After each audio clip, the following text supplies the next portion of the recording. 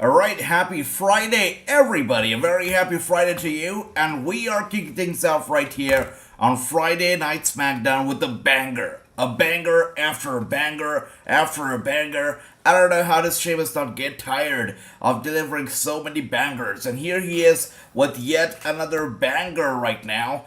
Sheamus going one-on-one against Solo Sikoa to kick things off right here on Friday Night SmackDown. This looks interesting. Solo Sikoa right now looks like he's got the upper hand, or should I say the upper leg. Sheamus in trouble. Solo Sikoa looking to put him away. Sheamus with a reversal. Look at that. Looking eye to eye right here. And down he goes. Aiden, good to see you. Welcome. Hope you're doing well.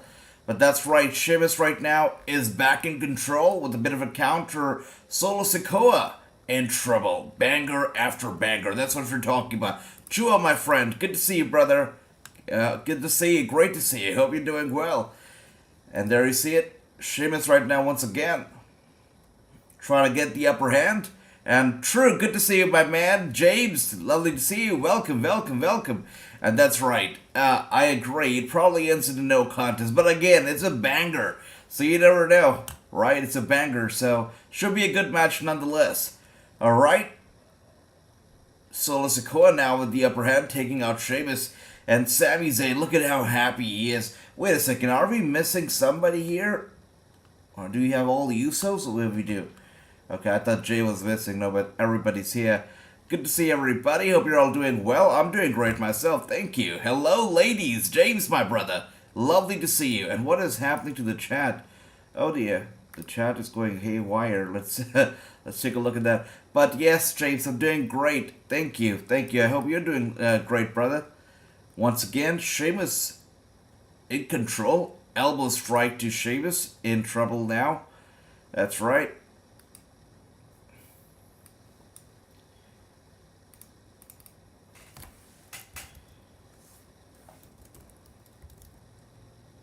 Alright, finally in control again. Good stuff.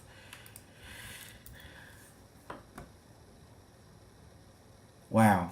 And a kick right to the head of Sheamus, in trouble. And of course, tonight we're watching SmackDown, we're watching Rampage. But tomorrow it's going to be interesting because tomorrow we've got Halloween Havoc. That's going to be a great show, Halloween Havoc. We've been looking forward to it. You know, it looks like they've got a banger of a match card already. So Halloween Havoc should be good. And it happens tomorrow. So let's see how this goes down. Halloween Havoc is going to be taking place tomorrow. Let's go over the match card as we have now gone to commercial on SmackDown. So far we have got about 6 matches that are slated for tomorrow's pay-per-view, Halloween Havoc, which I believe is the pay-per-view for the first time ever because usually Halloween Havoc would take place on a Tuesday. This time, it's happening on a Saturday. It is Braun Breaker versus Dragunov versus McDonough. For the NXT title, it's a triple threat match. We only get to see Braun Breaker wrestle once in a blue moon, despite the fact he's a NXT star and he should be wrestling more often. He wrestles once in a blue moon on TV, so I guess we should be happy. So Braun Breaker, Dragunov, McDonough, that's the main event for Halloween Havoc. A triple threat match for the NXT title. We got Mandy Rose versus Alba Fire happening, one-on-one match for the NXT Women's title. Cameron Hayes with Trick Williams, of course, is going to be taking on Oro Mensah. I always read his name as Oreo. Oro Mensah, Carmelo Hayes, Wesley, and of course Nathan Fraser. It's going to be a ladder match for the vacant NXT North American Championship. 4 people in a ladder match for the vacated NXT North American title. And also, Von Wagner is going to be in it too. So 5 people. That's right. We got Roxanne Perez and Cora Jade going one-on-one. It's going to be a spin the wheel match. So, spin the wheel, make the deal. Weapons, wild match. You know, the match that Chucky announced. You got to spin the wheel and then decide your fate. So, their fate, you know, it hangs on the balance. It hangs on the wing tonight. Tomorrow, Julius Creed is going to be taking on Damon Kemp. That's going to be an ambulance match. It's been a while since we've seen an ambulance match. I think the last ambulance match we watched was with Braun Strowman, if I'm not wrong. So it definitely has been a while. And then we've got Apollo Crews versus Grayson Waller once again. Spin the wheel, make the deal match with these guys too, so it should be interesting. Apollo Crews, Grayson Waller have quite an interesting storyline going on right now with Apollo Crews just acting absolutely murderous. So this should be interesting. And Nigel, good to see you, brother. James says WWE definitely has improved. Absolutely, brother, 100%. It's good to see you, James. Drew says, hopefully you have fun. Thank you. D-Sing, thank you for that. Oh yeah, Monday night will be great. Will be great, absolutely. And James says, thought that was next Saturday. If I'm not wrong, it's this Saturday. That's right. I just checked, guys. Halloween Havoc is happening this Saturday. It's happening tomorrow. And good to see you, my brother Chris, my brother Andy, Jeff, Bojets in the house. Love that. Good to see everybody. Happy Friday night to all of you. It's unbelievable how quickly we've got to Friday night already. It's crazy. WWE should push Cameron Grimes to the moon. Yeah, that's right. Should definitely be doing that. It's a mistake not to. You're right. You're right. Thank you, James. You're so kind. Thank you for that. All right. Let's see what else do we have here. Never changing, James. Never changing. Thank you. And Tony, good to see you, my brother. Welcome, welcome. Okay, looks like we've got a full house here. Let's get everybody on the screen then. That's right. Everybody is here. You should let him in. Hayden, good to see you. Tony says, it is fight night. It is fight night indeed, brother. And a Friday night fight night, that too. As we see here, Solo Sikoa right now in control. Sheamus in trouble here. Solo Sikoa climbing the turnbuckle. Goes running butt first to the face of Sheamus. Trouble. And Sami Zayn cannot stop laughing. There you go. And Solo now acknowledging D1 because there's only one, and we know that. That's right. Bray Wyatt, Hayden. Well, let's see if Bray Wyatt's going to be showing up tonight at all because we got Logan Paul coming up. So, you know, it's going to be interesting. Let's see if Bray Wyatt shows up. Sami Zayn is excited. He's ready. Solo Sikoa was looking to put Sheamus to an end right here. Sheamus gets right up and hits him with a clothesline, kicking his head off right there, and down goes Solo. That's right, he's down. Yeah. Solo is he's dizzy, he's dazed at the moment, as we see right here. And would you look at all these cartoons walking around? Well, let's give everybody a cartoon here. The people that have these ones. Yeah, so we've got Aiden. Let's give Aiden a cartoon. Doctor Doom. I think that's sweet. We got Hayden. Hayden gets to be, let's see. Alright. We got... So everybody gets one. We got Wyndham in the house. We got James right here. James get to be... Wow, that's big. Alright, James.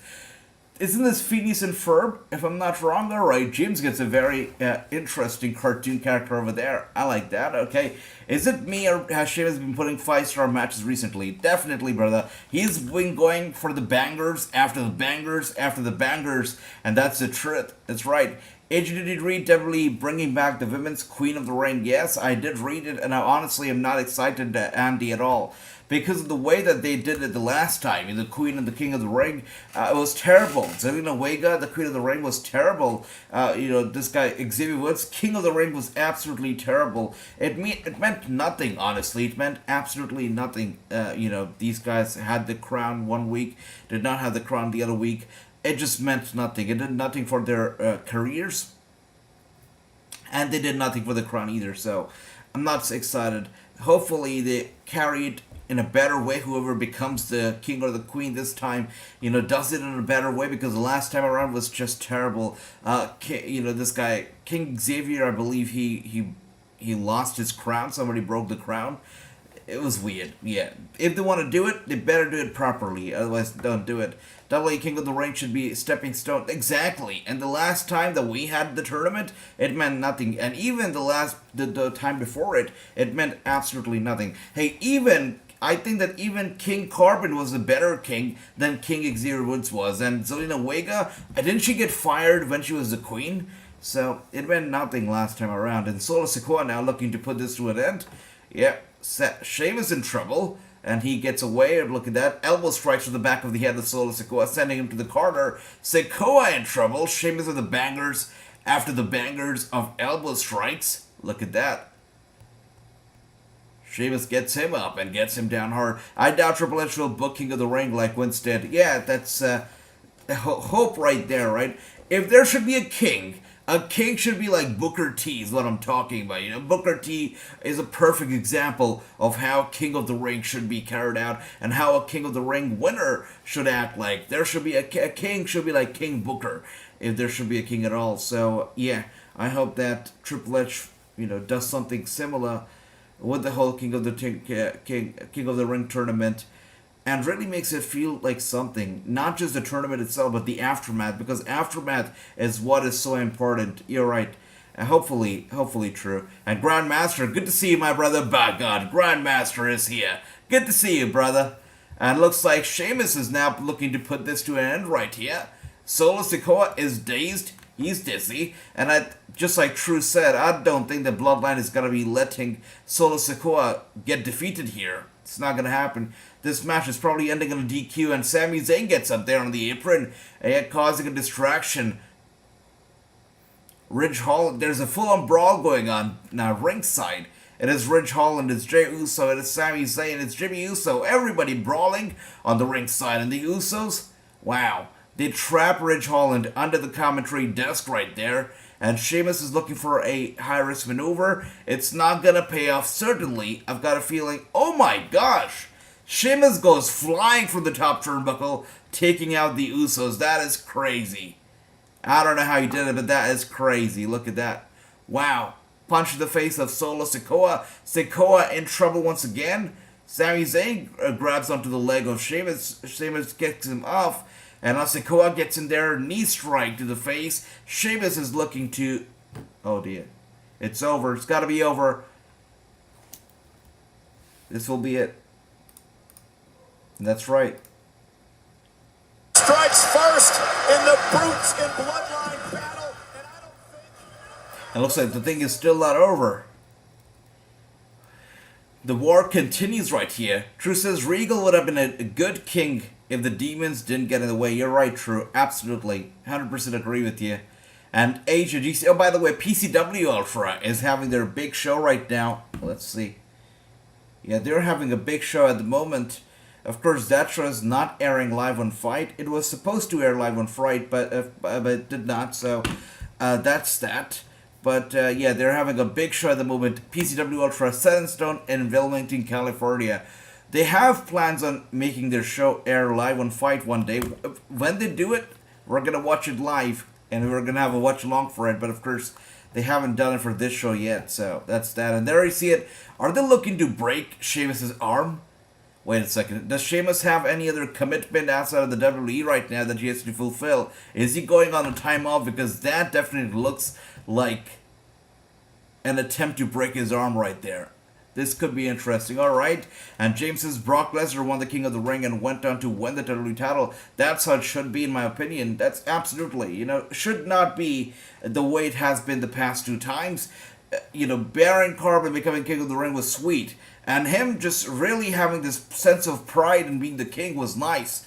But nothing really came out of it is the problem. And now we've got a message from Bray Wyatt that's going to be coming up next. Again, I don't think we're going to have an appearance. It's probably going to be another video message from Bray Wyatt, which is going to come up after this commercial break. Yeah, the life is easy for him, isn't it? Like, he doesn't have to show up. All he has to do is display those video messages. And that's that. The work's done for the week for Bray. Good for him. Regal would have been great as king, says James. Yep. Absolutely. One and done. Yeah, right, Tony. One and done indeed. Took about 20 minutes, but we're done with the first match of the night right here. I wish Eric Young was coming back with Bray Wyatt. Yeah, I mean, Eric Redbeard, Eric Rowan is an interesting guy because you look at all these wrestlers, they sign with the promotion here or there. Somewhere. They do go somewhere.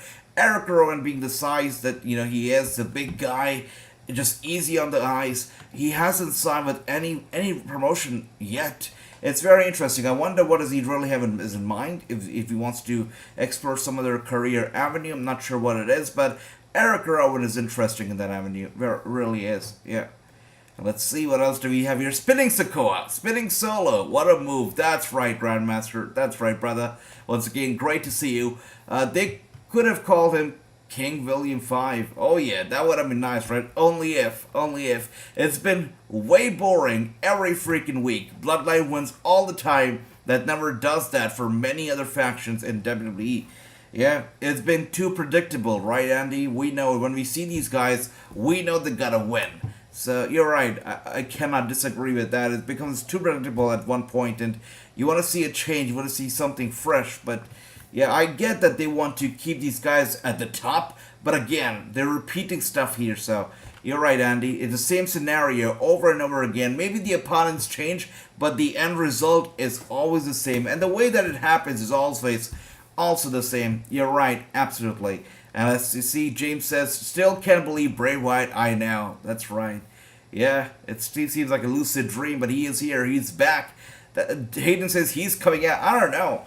Well, it seems like we've got a message from Bray Wyatt, so I don't think he's going to come out. I don't think that he's going to be here live tonight. My bet here is a message, is a video message from Bray. I don't think he's coming out himself, guys. But let's see. Good to see you, Ricky. Ricky says, sorry we're late. No problem, brother Ricky. No problem. Good to see you. And hope you're enjoying SmackDown so far. And are we doing GCW on Sunday? Chris, just like I said, GCW is like a little bit tough, and MLW a little bit tough because of our commitments to PCW Ultra. So that is why GCW and MLW a little bit tough. But it's happening on the 29th. We've got a week left. I'll check out and I'll let you know. Let's see what we can do. If we don't do it, let's say the GCW is happening on the 29th, what we could do is we could do a GCW watch-along, on another platform. We could do it potentially, on Discord too. So that's an option. That's an option, Chris. I'll let you know. And let's see what else do we have here. He's here on SmackDown. Hayden, once again, I don't think Bray Wyatt's going to be here. Who thinks that Bray Wyatt's coming up himself tonight? Let me know. Okay, good to see everybody. Thank you for being here. And I see Ricky. Yeah, much love to David. James says, to be honest, against this is my opinion, but Roman has had the belts way too long, says James. It's about time for him to drop the belts, right? And I wonder, when Roman versus Rock happens at WrestleMania and Roman beats The Rock, what kind of a reaction is he gonna get? Because, people are holding on to their breath for Roman to finally drop the belts, and when it happens at WrestleMania, that he once again retains and defeats The Rock, it'll be monumental. Yeah. They must win tomorrow night. They should. One last night. Ricky says, Andy, is this about baseball again? Oh, I see. Yankees. All right, Andy. Okay. Is Bray even going to wrestle or just come out and be a leader of a group? I think he's gonna wrestle. He's a wrestler. He talks about his love for pro wrestling. I think it makes sense for him to wrestle. But tonight, there's gonna be no wrestling. There's gonna be no appearances. It's only gonna be a video message. Is what my pick is, James. That's right. MLW's having a show. Yeah, we can't. Certainly, Andy. No, we cannot do MLW watch-alongs. Yeah. My brother David miss you. Yeah, we all miss David as well, Ricky. David's awesome. Give him our regards. Chris says, how's the World Cup doing? Has it started? So the World Cup, the official World Cup matches, they start today. They're going to be starting in about 7 hours from now. But the World Cup matches, they start today. Yeah. It's weird with the time and everything because, when they do happen, it's going to be night in America. And also, it's going to be very early in the UK. So it's very interesting how most of the audience on the West will not be able to have access to the World Cup. So if I do live streams for the World Cup, it's going to be a whole new audience, a whole new time zone language. So that's going to be interesting. Roman will hold the titles until they get a new design. That's right, true. Yeah, I agree.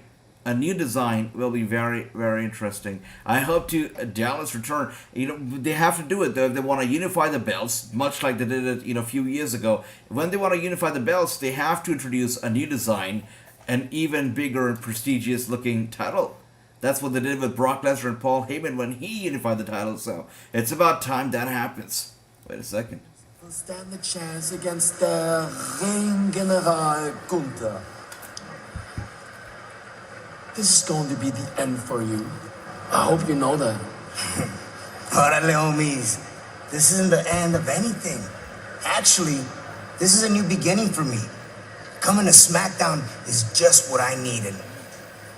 Si yo tuviera que decir algo a Gunther, I would say it in his face. I like Rey Mysterio on SmackDown. This guy has had a great history with SmackDown, great career on SmackDown, so to have him back on SmackDown feels great. I mean, Rey Mysterio is a SmackDown star, and he's back home, back right where he belongs. Still a shame that Rey ran to SmackDown, so it's true though. I mean, he has left his son behind, basically. I don't know if he's just avoiding him, ignoring him, neglecting him, but the truth is that he has left his son behind on Raw and has ran to SmackDown. Could have done it in a better way, you know, maybe brought his son along with him to SmackDown so that he could have pulled him away from the Judgment Day, but instead he chose to leave him with the group and run away to SmackDown. So that's what happened, True. You're right. Yep. And he has the world in his hands, says Hayden. Well, let's see. Well, he's got the message coming up next, so let's listen in and observe. Over the past week and a half, it's been happening nothing now. but Bray Wyatt, including last week on Friday Night SmackDown. Bray's emotional return to the show for the first time in over 2 years before he was interrupted. Well, Bray hopes to continue what he had to say here tonight. Yeah, it's a pre-recorded message. I apologize for last week. I didn't get to finish what I was saying, but that's okay. I will now. I used to say all the time that revenge is a confession of pain, and it is. I still believe that. And I feel like confessing some things to you guys today. I feel like that can help, right? So here goes.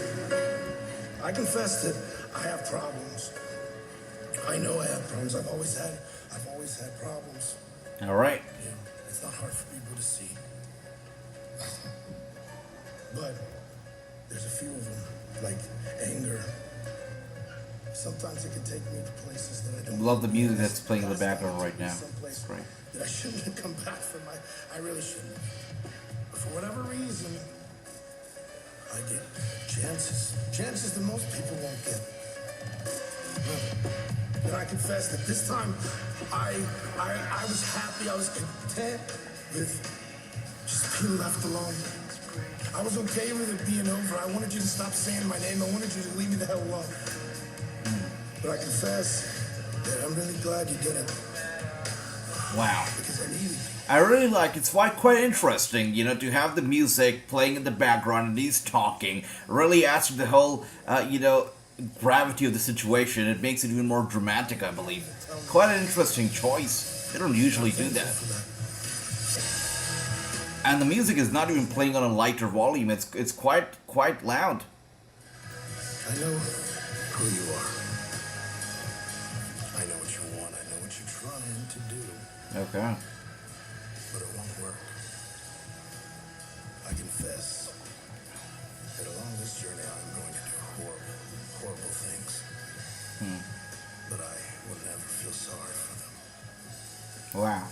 I'm just a servant now. I go where the circle takes me.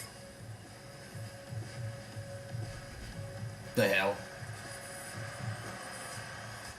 Alright, the hell does that even mean? He says, I know who you are, but I'll tell you, I'm gonna do some horrible things in this journey, but I won't be sorry for them. I go wherever the circle takes me. So the circle, as in, I believe, the, you know, Firefly Funhouse members, then who is he talking to? Is he talking about the White Rabbit? Who is Bray Wyatt talking to here? My brother on DMG, good to see you. But what just happened over there? Level up. Every single week, we leveling up, Boost. Solo, I mean this. You have been an absolute gem for the Bloodline since you've come on board. Wow. You are doing amazing. As far as I could just beat your head, I swear. So the whole Bray Wyatt stuff just happened. Bray Wyatt said that I go wherever the circle takes me. He said, I know who you are, but I'll tell you that in this journey I'm going to do some horrible things and I will not be sorry for them. That's what Bray Wyatt said. Now questions are, who was he talking to? Was he talking to the White Rabbit? And the circle as in the Firefly Funhouse, horrible things. Lots of questions really after that little promo. These tag team belts have always looked stupid. At least they look okay in the red and the blue. When they were black and the golden, they just looked weird. So hopefully they're gonna get redesigned, as we'd heard that they were getting redesigned and unified in true sense. Hopefully that happens soon. Bloodline, just don't touch it, okay? The whole thing just wouldn't be very oozy. I mean, I'm not crazy here, right? I mean, Jimmy, help me out here. My dog. I mean, there you go. Right? You're right. Okay, thank you. You're right, Oos. Don't be worried. I mean, we agreed on Thank one time, you. but you know, I am a hothead. So we're just gonna have to see by the end of the night what really happens. Sammy and Jay are never getting along. Never, ever. Anyways, let's see what else do we have here. That's a bad problem, says Hayden. Maybe to Liv, Mark, and AJ, Bray was talking to... Ricky says that Bray was possibly talking to Liv Morgan. Do you think it was Liv Morgan that Bray Wyatt said that, okay, I know who you are, but I'll tell you I'm going to do some horrible things? Could it be Liv Morgan that he was talking to early on? He could have been talking to the Fiend, says James. That's another interesting point. Fiend. Yeah, you know, apparently Fiend is going to be... Bo Dallas is going to be Fiend, so to put him on the spotlight, what better way to do it rather than have him be, I don't know, the guy who controls or tries to control Bray Wyatt? That would be interesting. It's going to be like Spider-Man and the symbiote, right? Peter Parker and the symbiote being the Fiend here. So that should be interesting. M. Gene, good to see you, brother. Welcome, welcome. And AJ, talk to any topic. AJ, you saved news. CM Punk. That apparently AEW does not want CM Punk back. That is what the news emerged early on, so apparently CM Punk is not somebody they want back or not somebody they're talking about. So interesting. That is interesting. Ron Deep says, can you believe the CM Punk news? Honestly, you know, just like Alberto said, I'm going to say the same thing. I don't know what to believe right now from AEW and all these dirt sheets, really, because on one hand, I don't care about Punk, honestly, right now. I don't care if he comes back, if he doesn't come back. So part of me wants to believe the news that I'm reading because it makes sense to me. Secondly, if you think about, you know, the scenario that they could be creating, a scenario where everybody just gives up on a possible CM Punk return, only to have him come back and in a big way, that is also something likely. So, I don't know. But, yeah, I don't care about myself. I don't really care about CM Punk coming back or not. But I don't know what AEW would want. What do you think should happen? Should he come back? Should he not come back? Let me know. There's an NXT title, says James. That's right. Oh, that's right, James. Absolutely. And Uzi, that's right. This the Uzi Juicy thing is getting on Jay's nerves. That's for sure. A bloodline indeed. Let Bliss in, says Tony. Apparently Bliss will be in very soon. Or Liv Morgan. And maybe Alexa Bliss, Bray Wyatt is talking to, she go back to the dark side. AJ, do you remember when Al Snow had a hardcore match with... Oh, yes. Al Snow is a crazy man, without a doubt. He was talking to his sister in... Wow. Andy, once again, right here says he was talking to his sister-in-law. What does he mean by he can do horrible things? Seems like he will be doing horrible things to people, to the roster, I don't know, on this journey, is what he's saying. So he's going to be doing horrible things, and he's going to be going wherever the circle goes. So that's going to be something. I ain't surprised. Who would want Crybaby Punk back, says Grandmaster. Yeah, definitely the guy brings a lot of troubles with him, right? So, yeah. You know, so much trouble he's been bringing in. Every time I listen to the song from Taylor Swift, Trouble, I think it's on CM Punk. Yeah, he's definitely been a troublemaker for the past few years.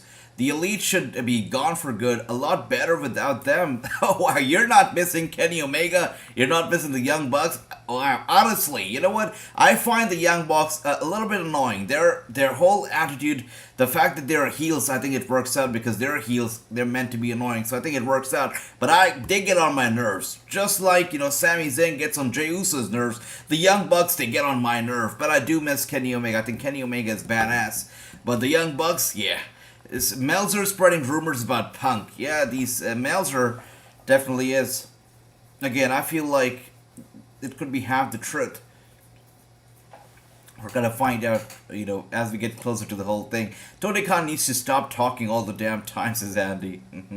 Alexa Bliss and Bray Wyatt should I think it should happen. And speaking of Alexa Bliss or Liv Morgan, out she is. Liv Morgan is out here. The lady who had been turning darker and darker by the minute is actually wearing some bright colors tonight. She's wearing all pink and everything. Nice. Taking a little spin as she comes out. She's smiling. She's not smiling. Definitely displaying a whole roller coaster of emotions as he walks out here. Okay, she's all smiles right now. That's nice. Good for her. Wow.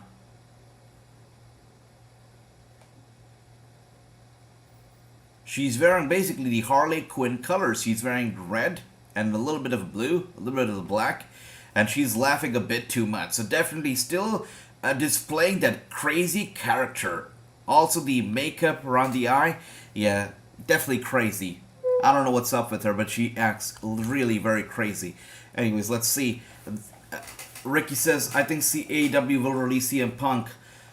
Okay, let's see, Ricky. Let's see what happens. Do you like that Cameron Grimes got called up? Well, Cameron Grimes is a very talented guy, so, if he's got to be on the main roster for good, great, good for him. I don't know if he's got to be here forever, though. I don't know if he's got to be going back. If he's not going back, if he's on the main roster for good, good for him. I think he's extremely talented, brother. And Sonya Deville coming out now. This should be an interesting match, but I don't think it's going to be a clean match. Some things ought to happen in the middle of it. Alright, True says, there's too much money on the table between Elite and Punk. Khan isn't stupid. Yeah, that's the thing. I want to buy the rumors out there. I want to buy the rumors that CM Punk is not coming back. But there's a lot of money that has been spent, and there's a lot of money to be made. Khan knows that no matter what happens backstage, CM Punk is money. He's gonna bring in a lot of money. His promos are money. Anything he does, anything he says becomes news. And that's the kind of guy you want in your company, right? No matter what CM Punk says. Guys, I can have a guy, ABC, on my show, and they can talk and talk and talk and talk. And none of that becomes news. None of that goes to the dirt sheets. None of the stories gets picked up by any of the media outlets. I can have somebody like, Kurt Angle or Alberto Del Rio or Hammerstone, somebody on the show, and they can say something, a little thing, and it becomes news for the most ridiculous reasons. And that's what Punk is, right? He's a money maker. Whatever he says becomes news. He's super controversial, and there's a lot of money on the table, just like True said. So Khan isn't stupid. He's a businessman before he's a promoter, before he's anything else. Yeah. I think he's gonna bring him back. CM Punk versus Kenny Omega would be money. That's right, Run DMG. Speaking of money, you've got a brilliant match right there, which is out there for everybody. Everybody can see it happening. CM Punk, Kenny Omega, Hangman Page, whenever he gets better. Can you imagine CM Punk versus Hangman Page? Yeah, that'd be something nice. It's AEW trolling the fans with CM Punk. And AEW is one promotion that controls the dirt sheets, right? Before anybody else did it, AEW did it. And I know that other promotions have started doing it too now, but AEW literally was the first one. The whole Fightful thing. Look at Fightful, right? Fightful started in, 2015, 2017? And ever since AEW got on the board, Fightful has been going up. How did it happen? It's because of AEW, because, they share the same bed. And that's how they get up right there. It's the insiders that AEW provides to the dirt sheets. It's the news that they provide to the dirt sheets to put out there, and on most occasions they get paid for it. So AEW has been playing the fans through the dirt sheets, and it's been very, very interesting because Tony Khan is a fan himself. He knows what the dirt sheets mean to the fans, how people get their news from the dirt sheets, and he knows if you want to play the fans, you want to keep them alive, get the dirt sheets on board, and that's what they've been doing ever since the beginning. And James saying that them controlling the fans, it could be true. It could be them once again playing the dirt sheets and the fans. And there you see it. Sonya Deville grabs the back of the head of Liv Morgan, smashing it straight into the turnbuckle. And I have one word for CM Punk: impact, brother. That would be sad to see CM Punk going from WWE to AEW, thousands of fans cheering him on, to Impact Zone where you've got 200 people live. It's gotta be sad for Punk, right? That's gotta be. The pop will not be as big, basically. And big kick to the head of Sonya Deville. She gets out the way. Liv Morgan goes straight to the apron, and down she goes to the ringside. And he says, I agree with MJF not wrestling AEW, forcing him to be face.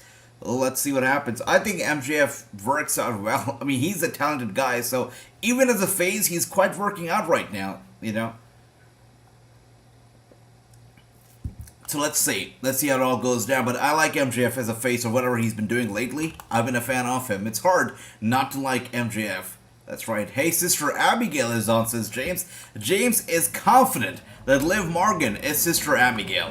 I'm not missing at all. The old bugs aren't around as well as Omega. Andy is happy without the Elite, I can see. Okay, brother. Alright. Drew says Punk can't be released while injured. That's the thing about it. That's right. Liv Morgan is out. Hell yeah. That's right, she is here. Love the AEW chants right here from my brother James. Okay, rumor alert, Triple H reportedly open to CM Punk's return. And considering how Triple H has been bringing in all these stars, right? He's holding nothing back. He wants everybody on board.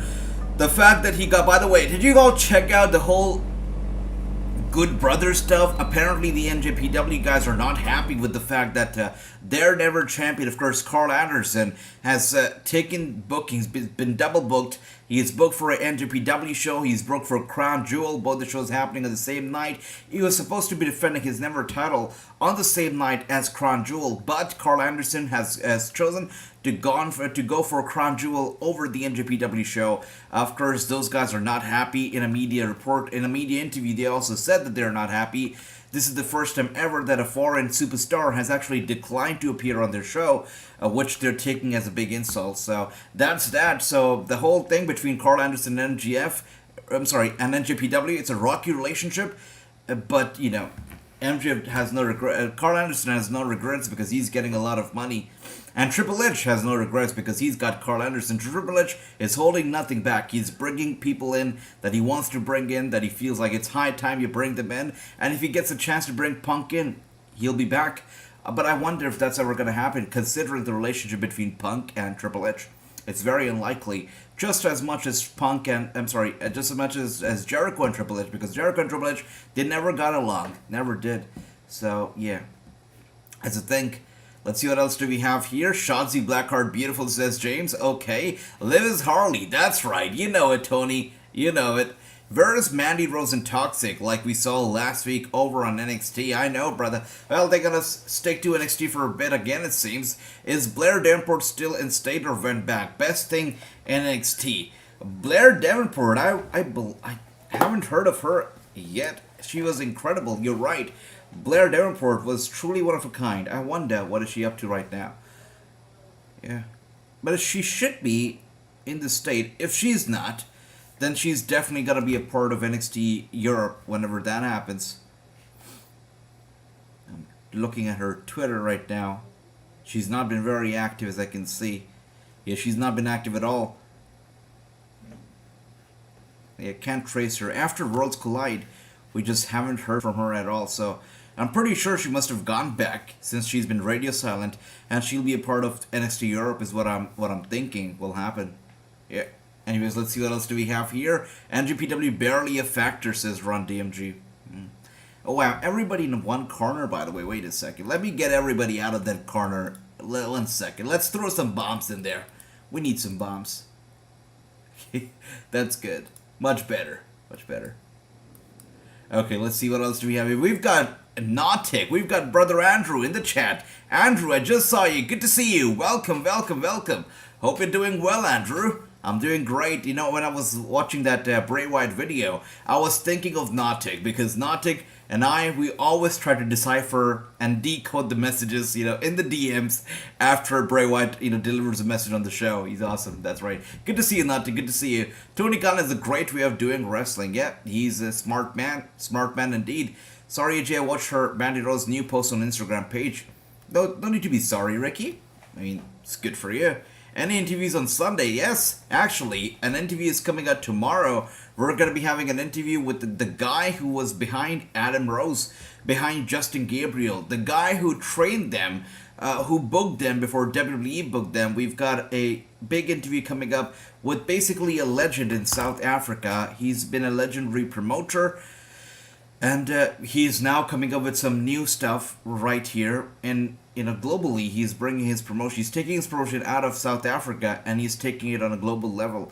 So he's going to be joining us on the show. Maybe he's got some big news as well on the show, but he'll be joining us tomorrow, Saturday the 22nd. We're going to be having this interview on, so yeah, make sure to check it out. The guy, you know, he basically trained, he booked Adam Rose, and Adam Rose turned out to be a disappointment. The guy doesn't hesitate to talk about how disappointing he's, you know, Adam Rose has been and how much he has disappointed himself. And he's got a few harsh words for Justin Gabriel too.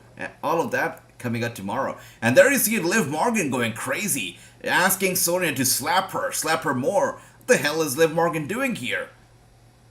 Did you see that? What is going on here? That's right, stiff kicks by her. Liv Morgan is loving it. She goes bananas.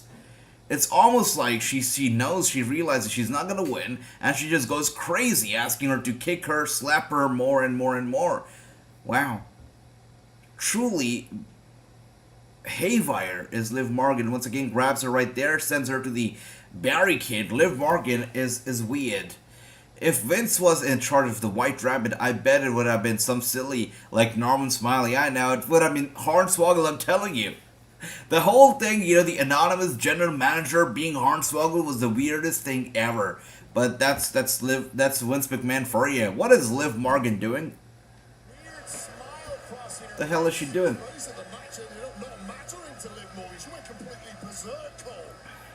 You're right. James, you're right. Okay, looks like she's drawing a weapon from under the ring.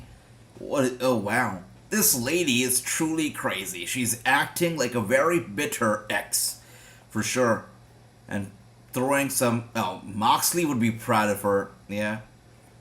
She's acting like a female, almost like a female Moxley. Look at those chairs being thrown into the ring right now. Sonya Deville does not know what she has coming. And Nicholas, good to see you. And Nicholas says, Sonya kicks are stiffer than an alcoholic drink. Wow. Stiffer than an alcoholic drink. Okay, alright. That was dumb ending. Count out. That's right. Indeed, Brother Andy. But Sonya and Liv doesn't really care what happens, doesn't really care how this whole thing ends, if she loses or what happens. She just wants to punish Sonya is what it seems. And whoever brings in so many chairs usually is on the receiving end of things. And the fact that Liv Morgan is wasting so much time bringing those chairs in, I've got a feeling Sonya Deville is going to hurt her, is going to punish her, attack her with those very chairs. Yeah, Liv Morgan wasting too much time here. It doesn't look good to me. Sonya Deville is getting up here, I'm telling you, she is the one who's going to be putting Liv Morgan through a world of pain right now. And Liv Morgan, with the elbow strike to Sonya, gets her up on the top turnbuckle. She got a beating for those comments already. That's crazy. That was beating number 2. With Deville up top. She's looking to hit Sonya Deville with the superplex onto those chairs. Is it going to happen? Oh, she does it. Wow.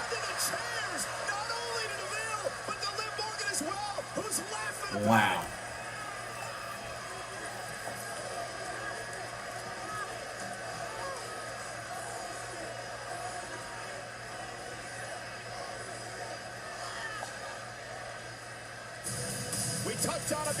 Liv Morgan is definitely onto something with this. I don't know what she's doing. I'm not sure, guys. Is she really joining Bray Wyatt? I've got no idea, but definitely onto something right here.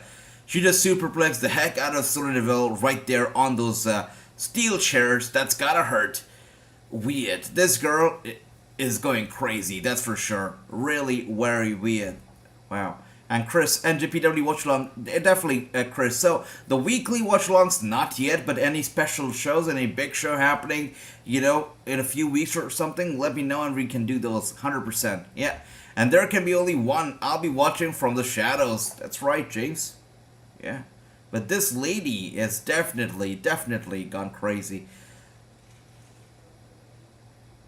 And you're right, Andy. She's definitely channeling her inner Harley Quinn. And now we have LA Knight.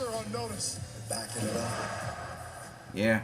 From hanging out with the girls, he went down to hang out with the boys, and now he's left the boys behind, and he wants to be the badass LA Knight. Good for him. LA Knight definitely was living a better life than Max Dupree was. So I'm glad he's going back to his original self, LA Knight. Liv is going extreme. That's right, Tony. That is right. Jake, good to see you, brother. And James says, oh my god, WWE really did that. They did. Liv becomes Randy Orton because she can hear voices. You're right. She definitely is hearing a lot of voices in her head. By the way, coming up next is going to be a face-to-face. I don't know what this face-to-face means. Are they going to fight? Are they going to wrestle? Is it going to be them just confronting each other? But anyways, face-to-face confrontation, I guess, is going to be happening after this commercial break where Braun Strowman is going to go face-to-face against Omos. I'm not sure what is keeping them away and what is, from not wrestling here tonight. I think we've got the ring, we've got the stage set, we've got a lot of time in our hands. A match would have been nice, but instead we're going to get a face-to-face tonight. Let's see how this goes down. Liv is going wild, I love it, says Ricky. Mamma mia, says Tony. Alright, Superflex on the chairs. That is my crazy girl, says Andy. Andy's loving every bit of it. Harley Quinn 2.0. Yeah, Liv is just being a nut. Indeedy, she is, brother Nautic, brother True, you're right. But what is she going to do with this whole thing that she's doing at the moment? Do you think that she is a good fit for Bray Wyatt's family? Or is she a bit too crazy? Because Bray Wyatt's family, I don't know. She might be a bit too crazy for those guys as well. I don't know if there's anything holding her back. If there's anybody who can control her. So, let's see. I love it, says Ricky. Okay. Yeah, Nicholas, LA Knight is back. Liv is married. Family is doing great for her. That's right. Married life is doing great for Liv. And it shows. It really shows. Braun Strowman got to get some mic time, yeah? Definitely he's going to be getting some mic time with Omos. Now, Omos is definitely somebody we haven't heard a lot on the microphone, so it will probably be Braun Strowman and MVP talking. But face-to-face, I don't know. Not too much excited. NJPW October 27th, says Chris. October 27th is gonna be, what day is it gonna be? Let's see. So you mean Thursday? That's a regular weekly show, isn't it, Chris? So let's try to do a pay-per-view or something that happens, on the weekend for NJPW. The Thursday shows that we do, we'll do them after the whole cricket stuff is over, because right now we've got like a month of cricket and it's gonna keep me very, very busy. If it goes according to plan, right? So the weekly shows, let's try to do them after the cricket stuff is over next month. Yeah, but if there's any weekend show happening, Chris, let me know. AJ, who do you want to win next year's Royal Rumble? Again, James, you're taking me back here, right, with this question. Because for Royal Rumble, what it means to me is that it definitely, gives you an opportunity. Gives an opportunity to a guy who's on the rise. Gives an opportunity to somebody who really needs that opportunity. And who will become the next big thing, the next big star. I remember Sheamus winning the Royal Rumble match when he was trying to get up the ranks, right? And that definitely helped him a lot. Him winning the Royal Rumble was a big moment in his career and solidified him as a wrestler, as a star. Alberto Del Rio winning the Royal Rumble helped him a lot. We've seen these instances where these rising stars win the Rumble and it just helps their career, boosts their career to a whole new height, which is great for them. But then we've seen people like Cena winning it, we've seen Charlotte Flair winning it, and just it's been weird. The last person that I felt like really needed a victory was Shinsuke Nakamura, who actually won the thing. So that was great for him, but of course that whole thing just shattered and was bad booking. That Shinsuke Nakamura, Asuka, both of them winning the same damn night, their respective Rumbles, it was the weirdest booking ever, really. And it got some obvious criticism, it drew attention for obvious reasons. The whole thing was bad, and the aftermath was bad. Neither of those capitalized on the whole thing, and that happened. And it seems like, wait a second, seems like we've got the Viking Raiders back. Yep. Look at that. Viking Raiders, they're back.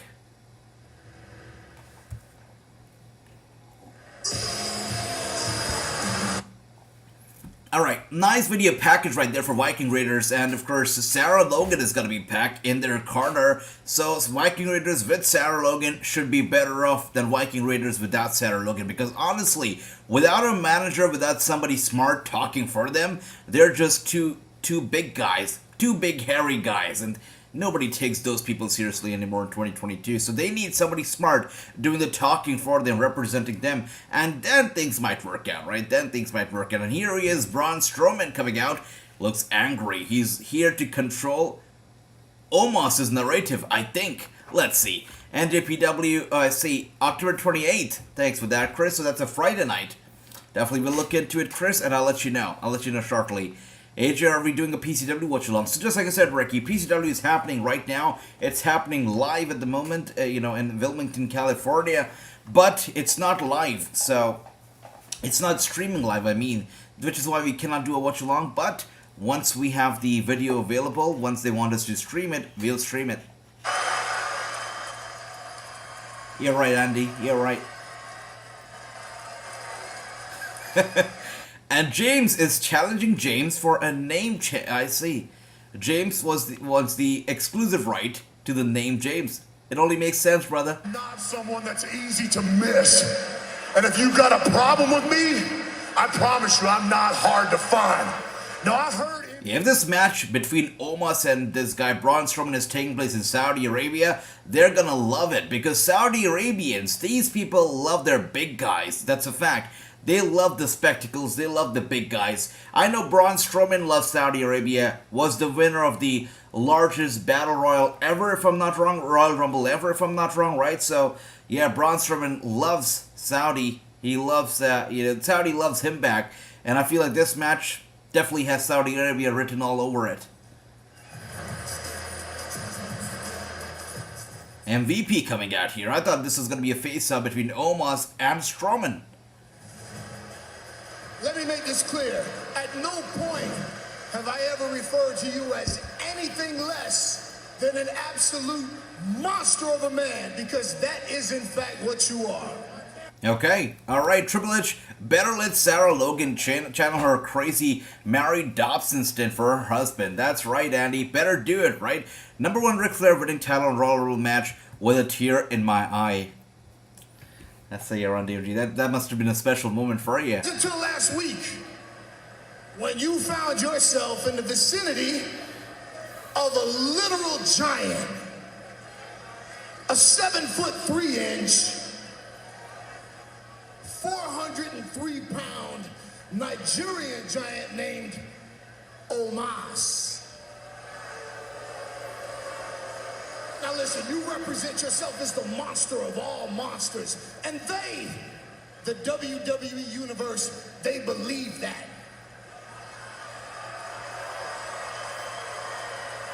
So if you'd like to maintain that, I would strongly advise you to stay away from Omos, because once the WWE Universe sees you face to face with a literal giant, then you're exposed. Man, enough. I don't need any of your damn advice. So why don't you tell this so-called giant if he's so destined... Yeah, Strowman's gotta wipe his nose because it's very clear in HD and it's bothering me. That's not true. This guy's a big, hairy guy, and I think everyone takes him seriously, says Andrew. Alright, are you talking about Strowman? Are you talking about the Viking Raiders and Optic? Who are you talking about? And let's see what else do we have here. Age drinks of water. Thanks for that, Ricky. Age, did you hear about Nash's son? It's terrible. Yeah, Nash's son, only 26 years old, unfortunately passed away. I don't believe we know the reason behind it. We don't know the cause of the unfortunate death, but it's very unfortunate what's happened with Nash's son. And he had recently started working with Nash, on his podcasts and with whatnot. It's just unfortunate. I hope he's all right. Yeah. Whatever gave you that idea? I never said that the Nigerian giant wasn't here. Better be here. Better be here. Leave it to MVP, the master showman, and the mouthpiece for the Nigerian giant.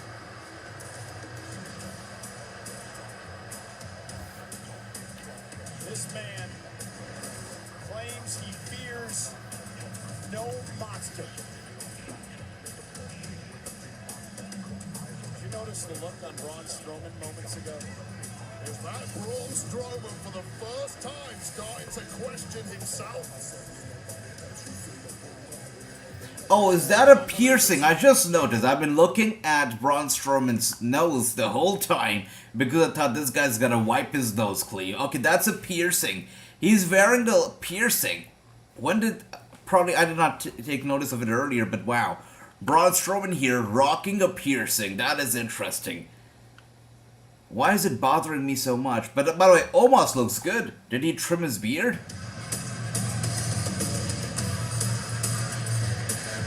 Yeah, it looks like he's trimmed his beard.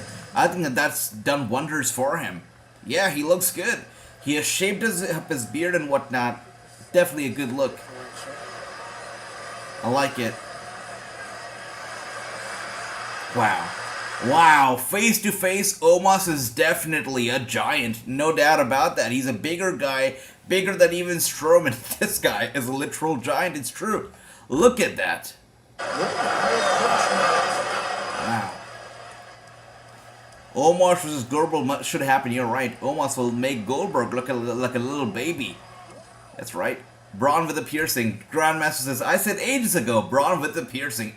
It's bothering me a lot. Thunder Rosa has told everybody she's coming back in January. Good for her. Okay, good stuff. And Omos with a statement right here. Without saying a word, he makes a big statement, pushes Braun Strowman straight out the ring to the commentator's desk. Braun Strowman. Wow. That was nice. That was nice. So, he didn't really have to say anything, just got in there, made a pretty big statement, physically made a big statement, physically dominated Braun Strowman with one single push, and I think this is a nice way to push this match to the Crown Jewel pay-per-view, because definitely has Saudi Arabia written all over it. They love their big guys, and they're gonna love this spectacle, that's for sure. By the way, I really want this guy Strowman, when he goes to Saudi Arabia, you know, I am probably the only guy in this entire world who keeps talking about this. But there is something known as a WWE Saudi Arabian Championship, and I feel like they should carry that title with them to Saudi Arabia and defend it every single time they are in Saudi Arabia. It should happen. So I think Braun Strowman, as the Saudi Arabian champion, should go there with that title. You know, it only makes sense. And right now we have McIntyre taking a look at last Friday's, segment. This is what kicked off the show last Friday. McIntyre basically assaulting and brutalizing Karrion Kross backstage, which was the reason why he was pulled from the number one contenders match as well. That's right. Drew McIntyre.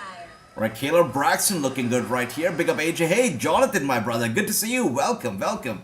And that's right, Andrew. Strowman is a big guy, without a doubt. Happy. Yeah. About we just saw in that video. But Omos, even bigger. Any repercussions? Listen, Extreme Rules.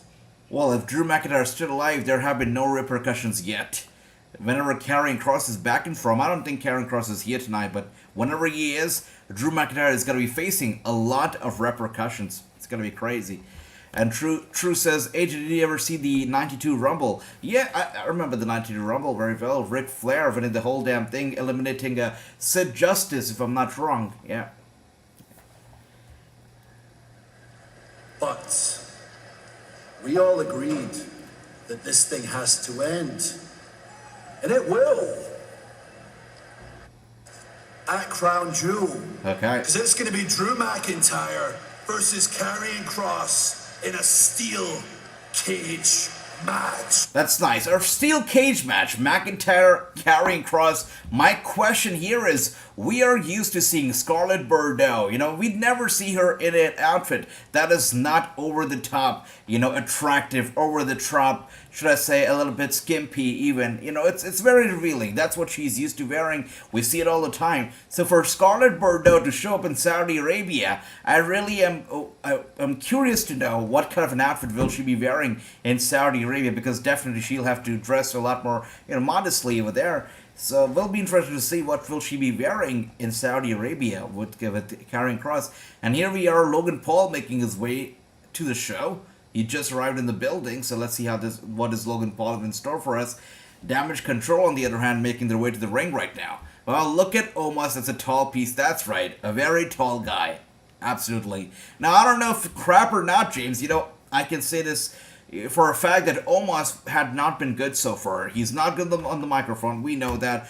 Not the best in the ring either. But, you know, it looks like they've been trying to rebuild him. He's been training a lot behind the scenes. So maybe we're going to be surprised when we do see him wrestle at Crown Jewel. Maybe he's going to surprise all of us with the improvement that he has most likely or hopefully made. We'll find that out. But by the way, guys, we only have about, we have about 56 minutes left. So we're done with an hour of the show already. We've got another hour left before the show is going to be over. And Damage Control right now making their way to the damn ring. Omos is huge, without a doubt, Nata. He's a big guy. I was surprised to see him face-to-face against Strowman. That guy is definitely very huge. Andy is Road Dogg run the show. Most likely, Road Dogg is the guy in charge, if I'm not wrong, because Triple H, as we know, is going through a whole situation at the moment. So, most likely is Road Dogg behind the scenes. Wow. And Raquel Rodriguez making her way out with Shotzi. You know, the company, the kind of people you hang out, that matters a lot. And somebody needs to remind Raquel Rodriguez just that, because if she's hanging around with these clowns, with these jokers, it's not going to do her any favors. Her hanging around with Shotzi Blackheart bothers me and concerns me a lot. She needs to stop doing that. If she wants to be taken seriously, needs to stop hanging out with Raquel Rodriguez. I'm sorry, not Raquel Rodriguez, with Shotzi Blackheart. Raquel Rodriguez, I was blown away when she fought Ronda Rousey and she dominated that match on SmackDown. It was incredible. I thought she was going to defeat Ronda Rousey on SmackDown, but that didn't happen. But she still put on a great performance. And now she's been hanging around with these colorful wrestlers such as Shotzi. I don't know. Doesn't do anything for me. First it was Ariya, now it's Shotzi. She's making some bad friends, some friends that she should not make on the main roster. Alright, let's see what else do we have here. AJ, do you think that the steel cage gets overused? Sometimes it does.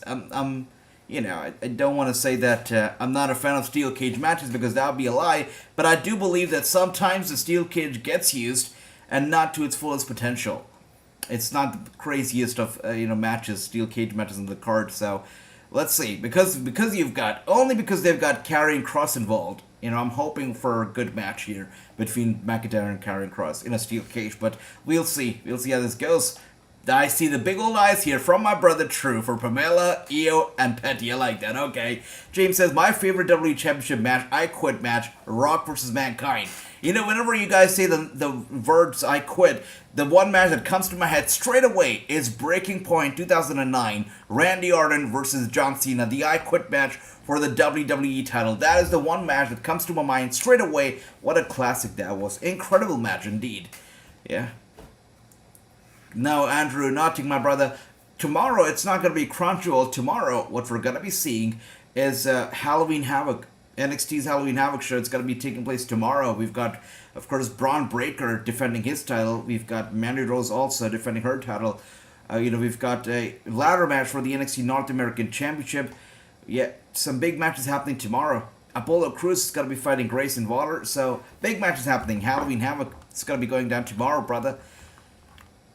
You're right, Andrew, I totally agree. I feel like this is Omos' chance to make it, to prove everybody wrong, to prove the critics wrong, to prove that he's more than just, somebody who's big on the eyes, somebody who's more than a spectacle, visually. He's more than that.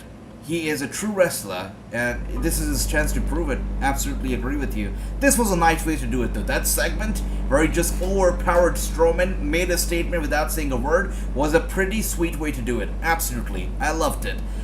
Alright, Shotzi there, okay. James, also some love for Shotzi, okay. Paul will probably bow and do whatever the blood money wants him to do, says James. Well, the money, people say that people sell their souls to the devil for the money, so I think Triple H is still human, he's not different. I think that if the money is good, they'll do what is asked for them to do. If they want, to bring Omos versus, they want them to have Omos with Strowman, they'll have Omos with Strowman. If they want them to have something else crazier than that, they'll have it because the money is that good.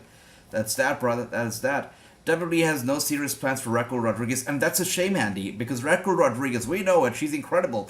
Hell, even pairing her up with Braun Strowman wouldn't be a bad idea. It would probably be better than whatever she's doing right now with Ariya, with the Shotzi Blackheart. It's terrible. It is absolutely horrendous. Just to look at her coming out here with this big smile on her face, her doing the thing that she does with her back in the ring is hideous. I look away every time she does it. Not that she's not attractive, she's a nice, fine lady, but she doesn't have to go over the top and be this extreme baby face, because that's not who she is. She's an organic, badass. It's just out there. She's a fighter. She's a big lady. And she can go out there and she can put on a war every time she's in the ring. But unfortunately, she's hanging around with cartoon characters, with people with green hair, pink hair. It makes no sense.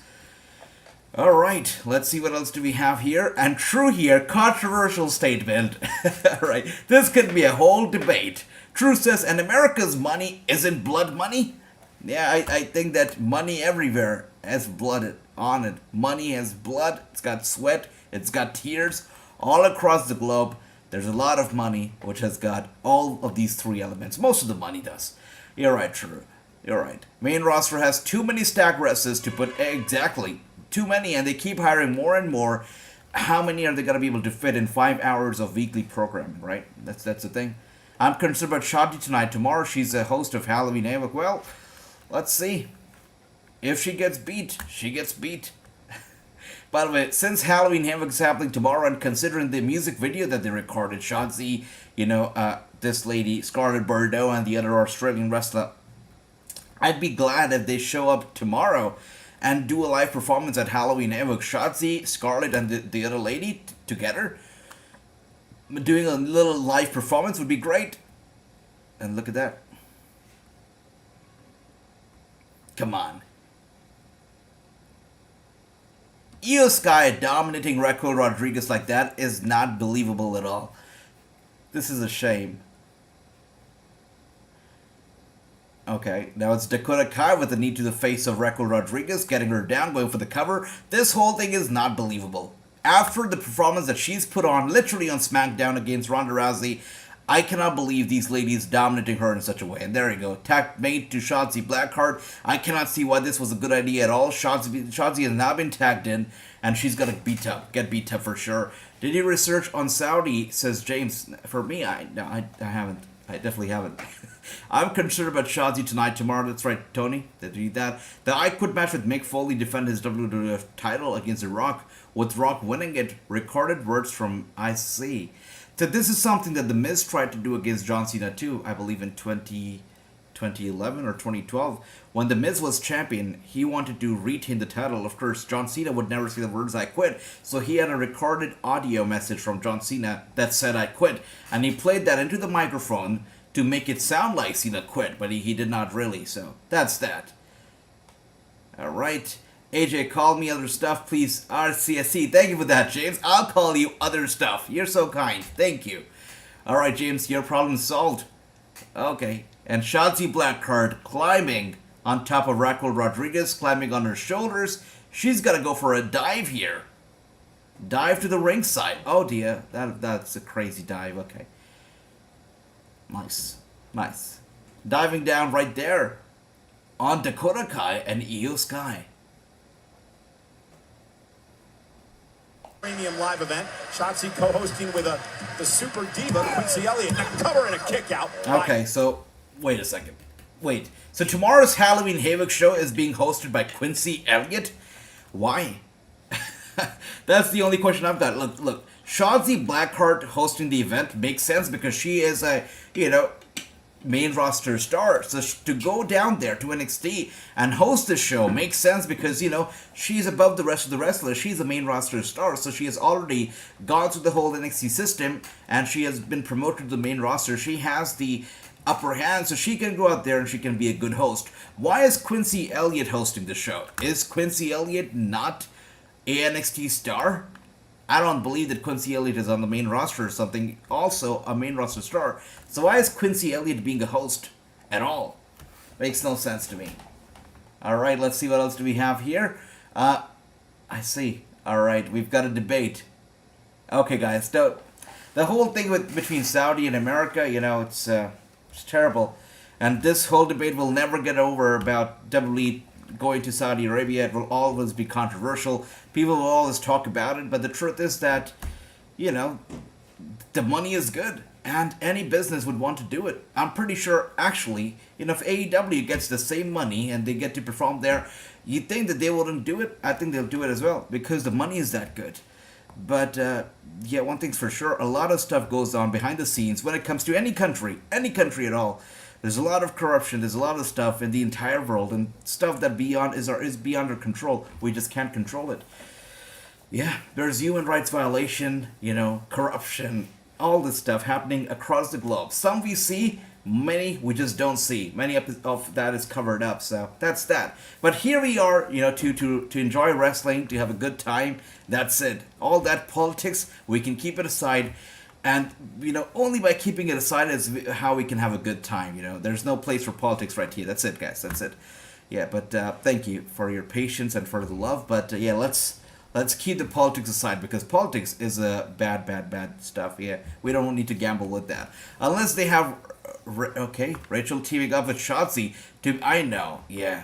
Probably should happen, but unless this Raquel Rodriguez is teaming up with Shotzi Blackheart only, to get dominant and prove her dominance, if that's not the thing, if that's not the reason why she's teaming up with Shotzi, it makes no sense. You're right, Natik, absolutely. Io Shirai is way better than Raquel Rodriguez. I see Andy. Okay, well, Raquel Rodriguez is a big lady, right? She's a big female athlete, and she should be able to dominate the smaller athletes, is what I feel. Of course, Io Sky is very athletic, and she can go out there, but Raquel Rodriguez is a big athlete. The way she dominated Ronda Rousey is the way that she should be able to dominate Io Sky and Dakota Kai, too. So that's the only issue that I have with this whole thing. Bayley is gonna cheat, says Tony. Without a doubt. Without a doubt. She's there ringside for a reason. Shotzi is beautiful. She could be a supermodel, says James. Definitely is. And that video that we saw with Shotzi Blackheart, of course, Scarlett Bordeaux and the other Australian lady that I talked about, the Halloween music video that they recorded, it just proved it. All of them look great. Absolutely stunning. They're great. And Grandmaster, look at that. Would you look at that? Grandmaster is enjoying this debate. That's crazy. Okay. All right. And let's see what else do we have here. Andy says, I hope this time when WWE goes there, I'll get to leave without any ransom. Oh, the last time, I think this happened, I believe, not the last time, but the time before that. The plane was stopped, I believe, somewhere in Saudi Arabia. They were not allowed to take off until they were able to get the money matter out of the way. So that happened. It definitely, the whole Saudi Arabia stuff is definitely something that will be controversial forever. And for some good reasons too. But again, they got to do what the money tells them to do. It's a phrase, and the phrase is there for a reason, that people sell their soul for the money, and, that's it. So, no matter the risk, no matter what, that's that. And I feel like the whole situation with the plane being stopped could have been blown out of proportions as well, because we know sometimes the dirt sheets love to dramatize stuff. They love to make it more dramatic. But if you think about it, the first time, or every time these guys go to Saudi Arabia, they're hosted like kings and queens. They're hosted like absolute great guests. The first time they went to Saudi Arabia, I'm pretty sure you guys all remember the video we saw where Brock Lesnar, Vince McMahon, The Undertaker, Braun Strowman, Roman Reigns, all of these people were there at the dining table with the sheiks, with the, I don't even know, the ministers of Saudi Arabia having a grand dinner. So they're hosted with a lot of respect over there. That's also a truth. Alright, let's see what else do we have here. Are we doing Level Up? Chris, we're going to be watching Rampage, brother. We're going to be watching Rampage. And if there's something good popping up in Level Up, we can talk about it for certain. I hope this time, yeah, that's right, Andy, did read that. Reckles back is amazing. Bad take ages, says Matt. Sorry about that, Matt. Good to see you. No, I'm not saying that Raquel Rodriguez here is terrible. Oh, you mean her oh, I see. You mean her literal back is amazing. No. Her back's great. And just like I said, she's an attractive lady. But the fact that she comes out here smiling so big and, putting her back on display in the ring during her entrance is just something not needed right now. She should be a war machine and not this super baby face is what I was talking about. But okay. Alright, her back is amazing. I'll take that back, Matt. That's a lot of backs right there in the one statement. Alright, big uppercut from Shotzi to Dakota Kai. Raquel Rodriguez has been kicked off the turnbuckle. Io Sky looking for a big dive, and down she goes. Big DDT to Raquel Rodriguez. She's down. Io going for the cover. It's a 1, it's a 2, and Io Sky. Oh wow, the match continues. That's right. Okay. I love the music video. Shotzi and Scarlett Dunn. It was a great video indeed, Andy. Raquel kind of reminds me of the 8th wonder of the world, China. She really does, right? That's what I'm talking about. She's big. She's strong. She can be very dominant, without a doubt. Definitely reminds me of China as well, a little bit. Moonsault from Io Sky. Raquel Rodriguez gets out of the way. Big clothesline. Did you see the beautiful way Io Sky sold that clothesline? 360 degrees. She turned 360 degrees in the air and fell down flat to the mat. And now we've got some double T move. Beautiful maneuver right here from Shotzi. Going for the cover. Yeah, this could be it. Wow. And Dakota Kai gets in there, breaking the cover. That's crazy. That was a nice move. Alright, AJ is bringing back King of the Ring. That's right, we did talk about that too. King of the Ring, Queen of the Ring possibly coming back. Hopefully, if it'll be executed, it'll be done in a better way than the past few years. I've been a big fan of the whole King of the Ring concept. I've loved King of the Ring, always. But the way that they've been executing it lately, I've never been a fan of. They have been destroying the whole legacy of the King of the Ring tournament. So hopefully this time around, just like True said earlier, Triple H in charge, they make a difference and do it in a better way. Really hope so. And there we see it. Io Sky gets Shotzi Blackheart up on her shoulders. And this could be it. Io Sky is winning it. And that is why Raquel Rodriguez should stop teaming up with Shotzi Blackheart, because this is not going to take her anywhere. That's right. Io Sky with a victory. And another loss here for Raquel Rodriguez. Should stop doing this, really. Shotzi Blackheart is going to do nothing but hurt her career. Damage her career. Yeah. Right, I'm off now. Alright, my brother, other stuff. James, take care. Have a good night. I'll see you soon. They're definitely wasting... That's right, True. That's what I'm talking about. They're wasting her. It makes no sense. The outfit, her coming out first with Aaliyah, now with Shotzi Blackheart. Raquel Rodriguez is a lot better than that. We know it. So this makes no sense. And right now with that Charlotte Flair, there's this void of a lady of that stature, of that height, of this kind of size on the roster. And that void can easily be filled up by Raquel Rodriguez. They call her the Queen of the Ring, right? They call her the Princess. Raquel Rodriguez can be the actual queen. I mean, she could just fill in those shoes without any troubles. But yeah, it makes no sense. Now, there you see it. Shotzi Blackheart just took the L to the loss, and now she's being, hugged by Raquel Rodriguez ringside, and she's kissing her head. Come on. Anyways, here we are now with Kayla Braxton, looking good. To our once again new SmackDown Women's Champion, the baddest woman on the planet, Ronda Rousey. Ronda, will you be issuing an open challenge tonight, as the WWE Universe is expecting based on your previous title reigns? Oh, is that what they're expecting? She's not going to do it. Let's get something clear, Kayla. I issue open challenges to prove I'm the best, not to entertain the WWE Universe. I owe them nothing, okay? I gave them everything that I had, and I got nothing but hate for it.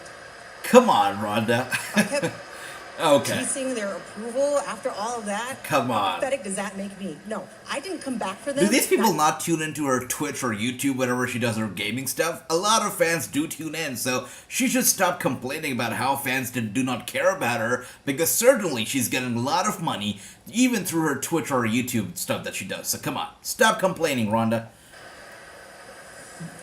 Next week, when I feel like it, I'm gonna get the hell out of Ohio.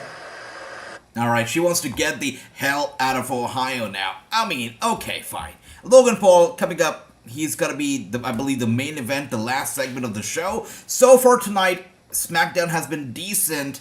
I would give... Wait a second.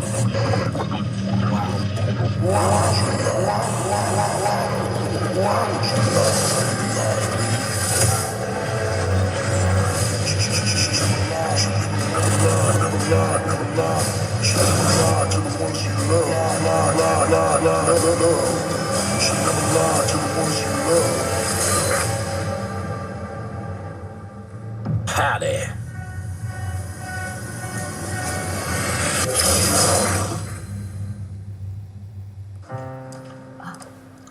Wow, White Rabbit with yet another statement. So all I heard was that to the ones you love. I'm not sure what he said before that, but there were two sentences. Two sentences. I'm not sure what the first one was. The latter one was, to the ones you love. There was also a QR code in the middle of the whole thing. So White Rabbit with another statement. Not sure what it was. Or not sure what exactly he was trying to say. Another QR code indeed, Nautic. Let's try to find that code. I could not get a screenshot of it because it just went away so quickly. But let's try to find that QR code. 1 second. Okay, we got it. We got the QR code already. Let's scan it, see what it is all about.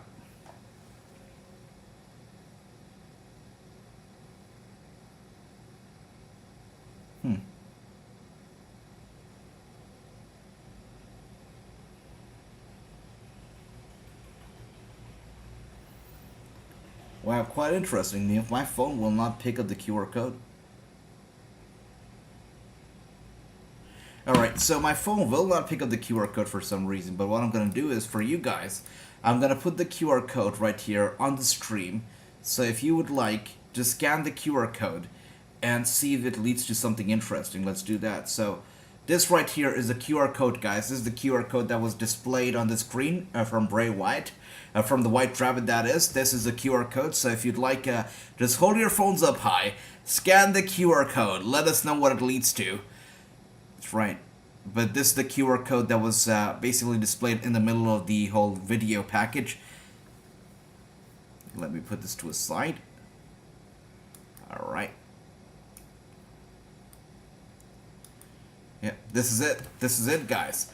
I was against Ronda at first, but I'm digging this whole new persona, says Grandmaster. Alright, so, I don't know. I don't know, honestly. I cannot say that I love face Ronda Rousey, but I just cannot say that I love heel Ronda Rousey either. I'm not sure. I just like Ronda Rousey. I don't like whatever character she pulls off in wrestling, or she has pulled off so far in wrestling. I don't know if WWE ever got her outfits right. Not sure if they got her makeup right, her presentation right. I really don't know, because I do believe that she is indeed the baddest woman on the planet, but I don't know if WWE has ever or so far been able to present her in the best way possible. You know, in the WWE, I don't know. Just never been a fan of however she's been presented so far. I think they could do a better job. Certainly do something better with her. I don't know. I think that she's just incredibly talented. She's such a big icon. I've always been a fan of Ronda Rousey before her WWE times as well. So I just see her as a big get. But I'm not sure if they have actually utilized her to the fullest of potentials. Is Road Dogg running the show? I believe so, because Triple H is certainly not backstage, so it's gotta be Road Dogg, brother. Absolutely. And good to see you, Sin Cara fan. Welcome. Ronda, a half-decent wrestler. Okay, Ronda's a natural heel, says True. Yeah, I believe so. Braxton, horrible interviewer, needs to be replaced bad. Wait a second. You want Braxton to go back to commentary, or do you want him gone for good? Wait a second. We're back. National title day is the most electrifying day in all of sports. Oh, I thought that was something in wrestling, but it's not. Alright, anyways. Grandma says, has anyone seen Jeepers Creepers? That's what the new white mask looks like. Jeepers Creepers. Let me look it up right now. Jeepers Creepers. Let's see. Wow. Holy crap. That's creepy. You're right. That is creepy. Yeah, look up Jeepers Creepers, guys. You will not be disappointed. Grandmaster, at it again. Zelina agrees with you, says Tony, okay. Road Dogg is producing the show. Hunter should be back next week running things. Andy says, hopefully Hunter is going to be just fine. People were a little concerned about him because, you know, considering his health scare from last year, people are concerned about Triple H. But hopefully he's going to be just fine. And now we are here with the dawn of SmackDown with Santos Escobar. Businesses grow stronger and prosper through mergers and acquisitions. And our latest acquisition is the beautiful, ruthless, and powerful Zelina Vega. Santos is right. They really did Elektra dirty, did they not? I miss Electra Lopez. Anybody else here with me? Do you miss Electra Lopez? LDF, we have no peers. We have no competition because we are head and shoulders above everybody else. Por eso eres la reina. We are an unbreakable force, creating un legado poderoso, fueled by tradition, heritage, and culture. Our legacy on SmackDown begins by destroying Hit Row. Salud. Baby.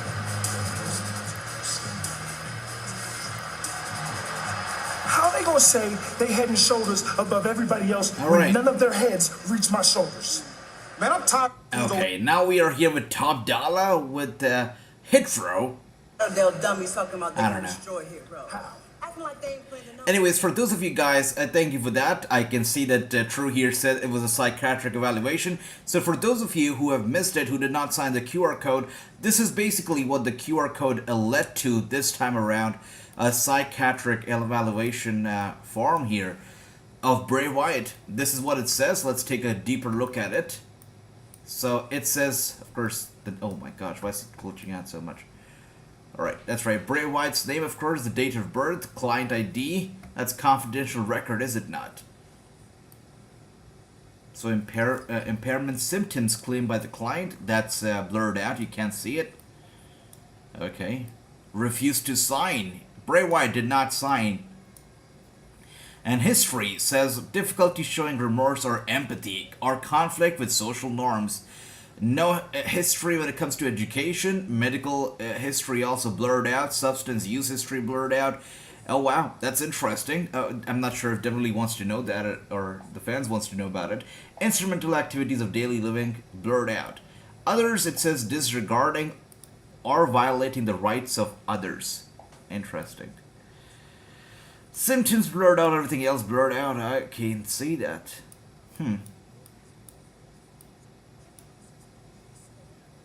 Very interesting. So the QR code basically led to a psychiatric evaluation form this time around. How did you feel about the whole QR code and what it led to, you guys? Let me know. How did you feel about it? Alright, let's see what else do we have here. It just says another PR stunt, says James. Okay, alright, brother. And he says, WWE never understood Ronda Rousey. That's what I feel. I feel like she's got so much to offer.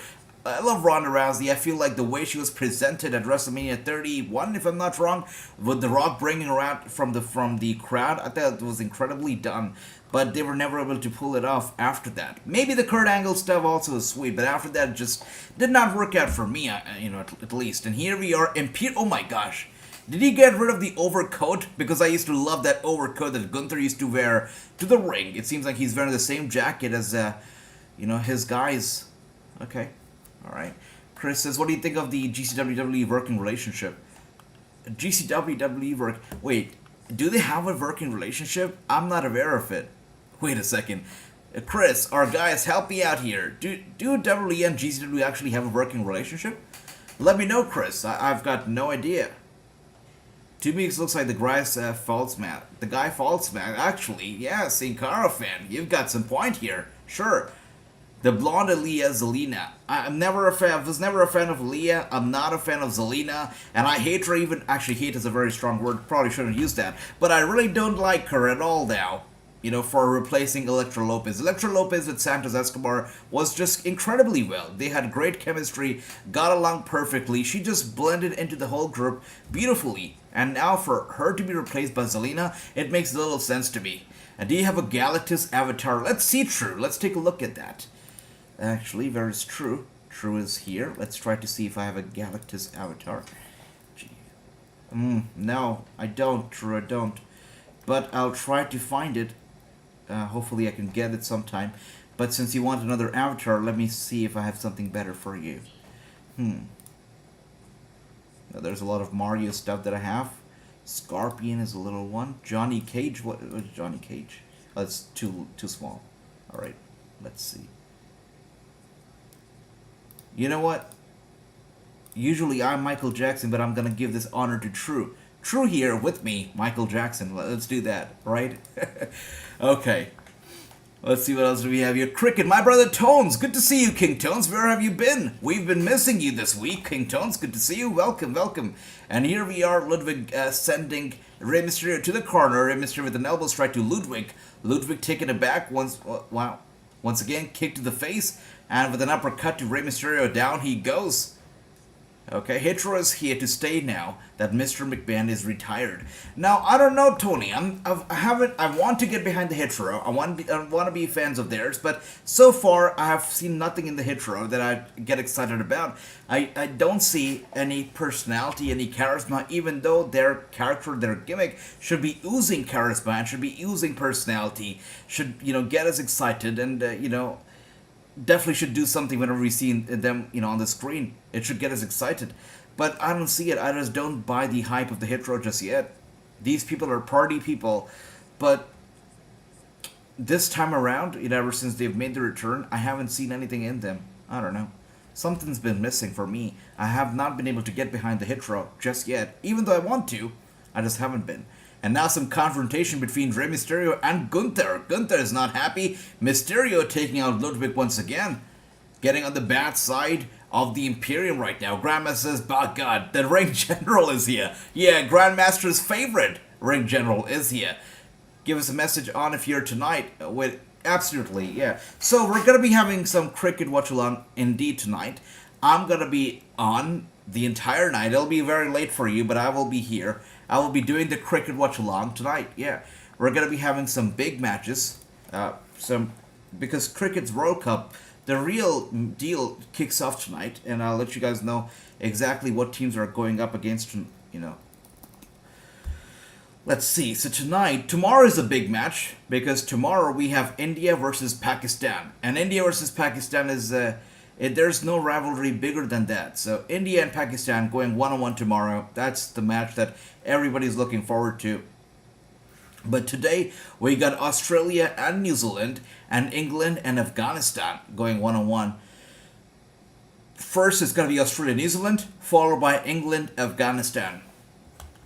I'm going to be here for both the matches. We're going to be having watch-alongs. We're going to be having, some gamings. All of that stuff throughout the whole... I believe 4 or 5 hours at least. But yeah, I'm gonna be here. So if you're awake, if you want to watch some cricket with me, be sure to be here. All right, King Tones. All right. Yeah, I'll let you know. Ray is beating Kaz. It seems like it. Yeah, Ludwig is gonna get chopped once again from Gunther. He's gonna get punished right by Gunther for losing to Rey Mysterio. That's for sure. Ray is gonna get squashed from Gunther, says Andy. Let's see what happens. Yes, they do have a working relationship. I had no idea, Chris. Now, for GCW, I don't believe that they have their wrestlers under contract, except for Nick Gage. I don't believe that these, GCW guys actually offer contracts to any wrestler. Nick Gage is possibly the only one who's under contract to GCW. So, I'm not sure what kind of working relationship they have, Chris. Do you know the details behind it? What goes down behind the scenes? If they have some executives working here and there? Because I was not aware of a working relationship between GCW and WWE. Let's take a look. I see. Apparently there's something happening. What second? That's interesting. So this is what is coming out of Wrestling Observer newsletter. GCW's owner, basically, they've said that they have something going on in regards to relationship with WWE. Okay. So Joey Janela, basically, he tweeted out, for everybody in GCW, in case you missed our email. Okay, come on.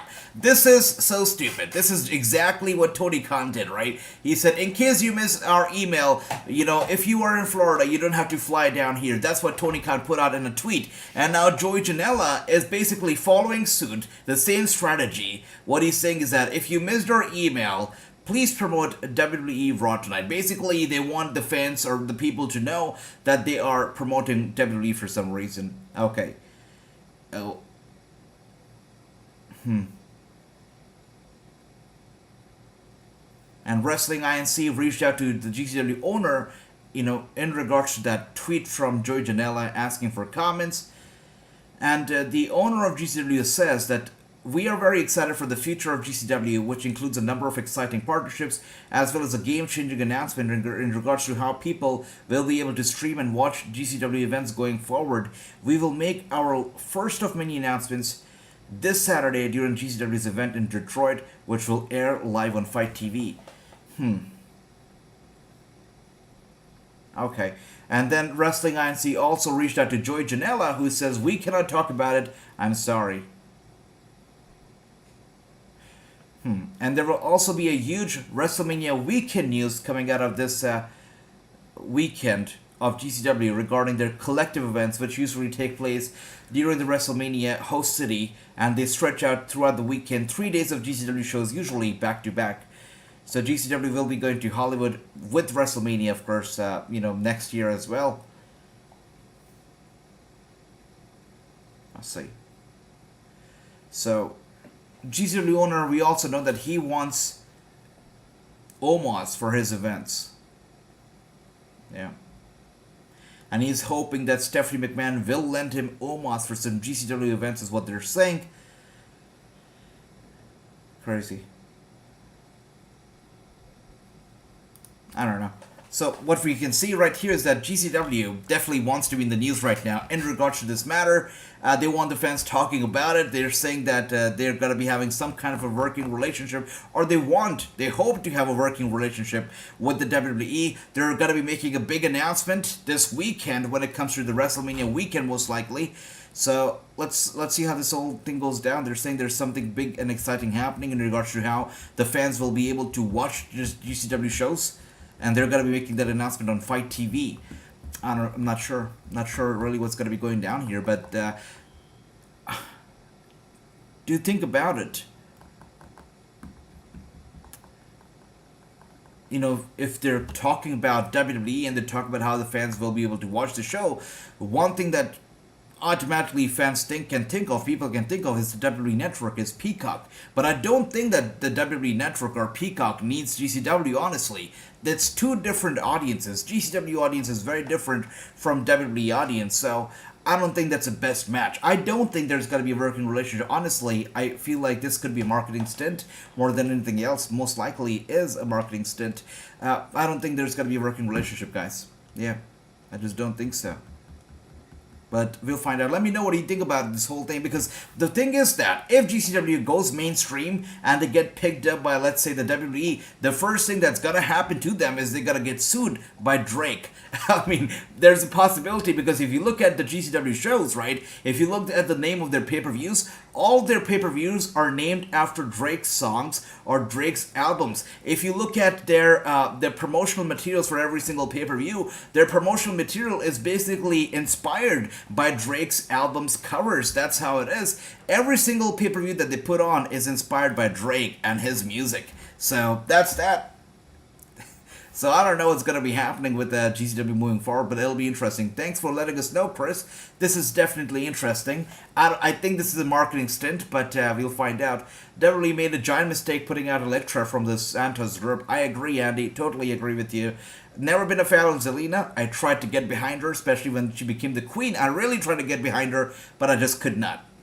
And now it looks like Rey Mysterio is going to go for a moonsault, but Ludwig grabs him. He's looking to powerbomb Mysterio. This could be Mysterio's time to set him up for the 619, for sure. He's got to go for it. Oh, maybe not. Ludwig has been sent to the ringside right there. And type in G... I did see it, Chris. Thanks for that. Make me Charizard avatar. Okay, James. I got Charizard for you. Let's see, where's James?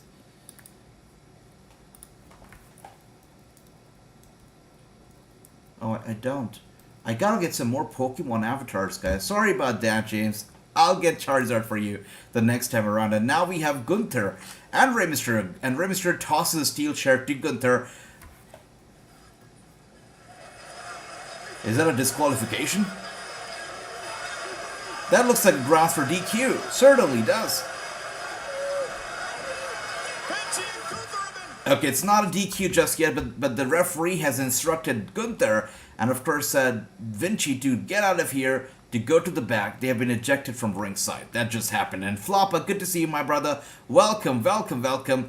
And that's right, another stupid referee says, James Ray pulls an Eddie. He does, brother, he does. I still want WWE versus AEW, but it's just me. I think it's far from happening right now, brother. Absolutely. And Tony says, Age is speaking the truth. Thanks for that, brother. Ashley Flair will return at Raw since it's her home Raw.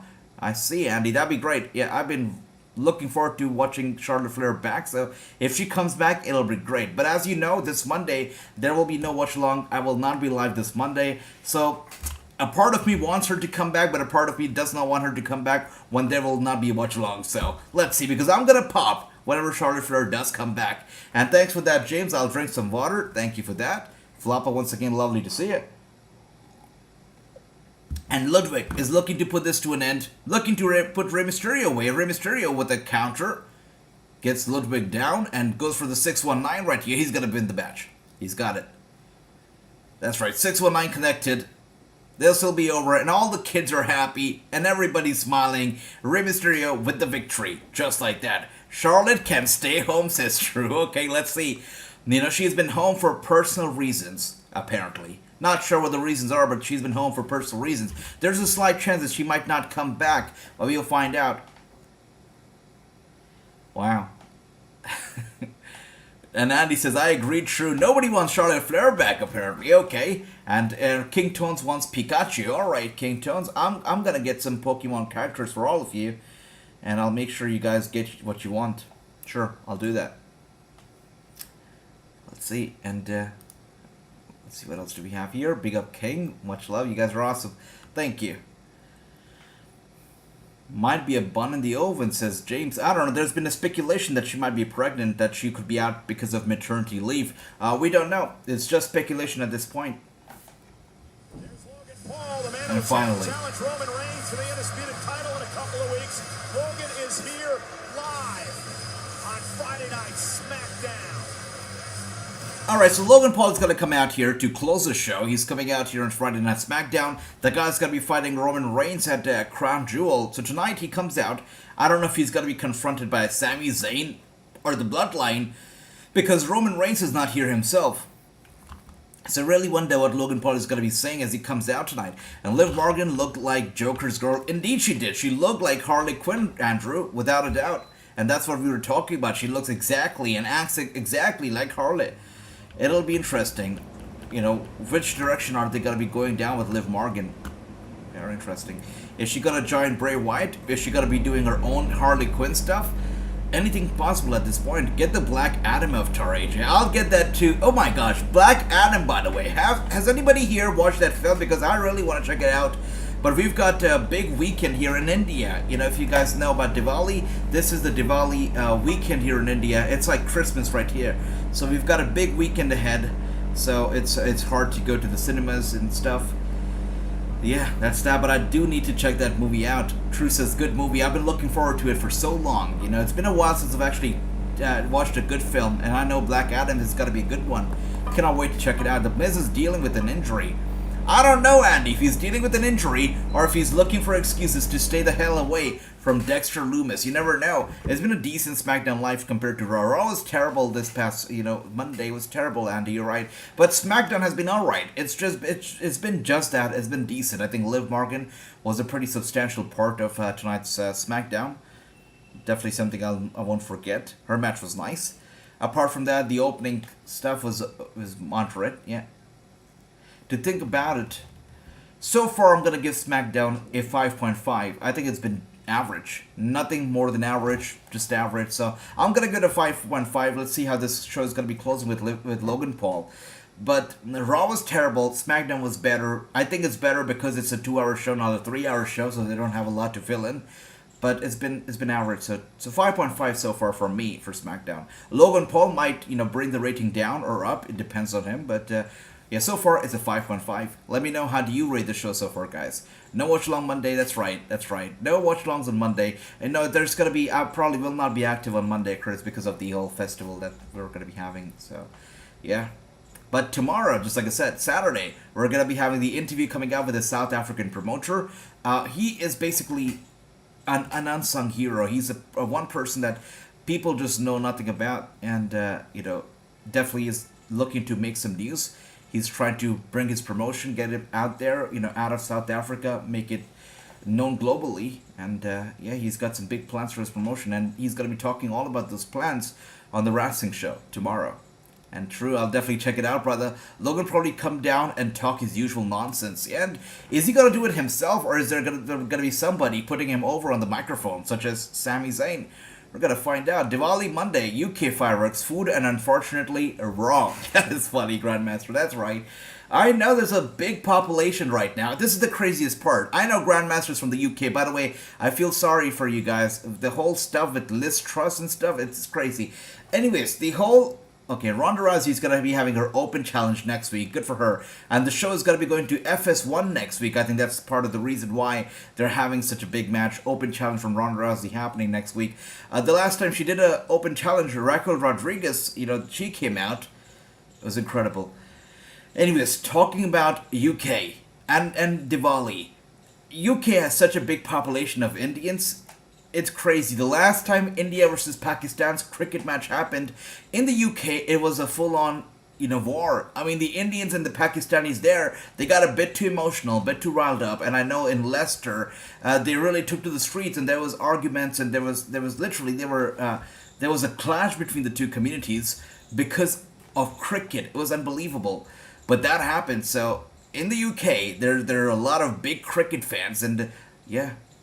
So whatever happens on October 23rd between India and Pakistan, I hope that peace will be maintained in Leicester or in the UK, because last time things got crazy, Grandmaster. Yeah, they did. I couldn't believe it. I've got friends in Leicester, and they were telling me that people here are clashing and having arguments over this cricket match. Like communities have taken to the streets. It's crazy.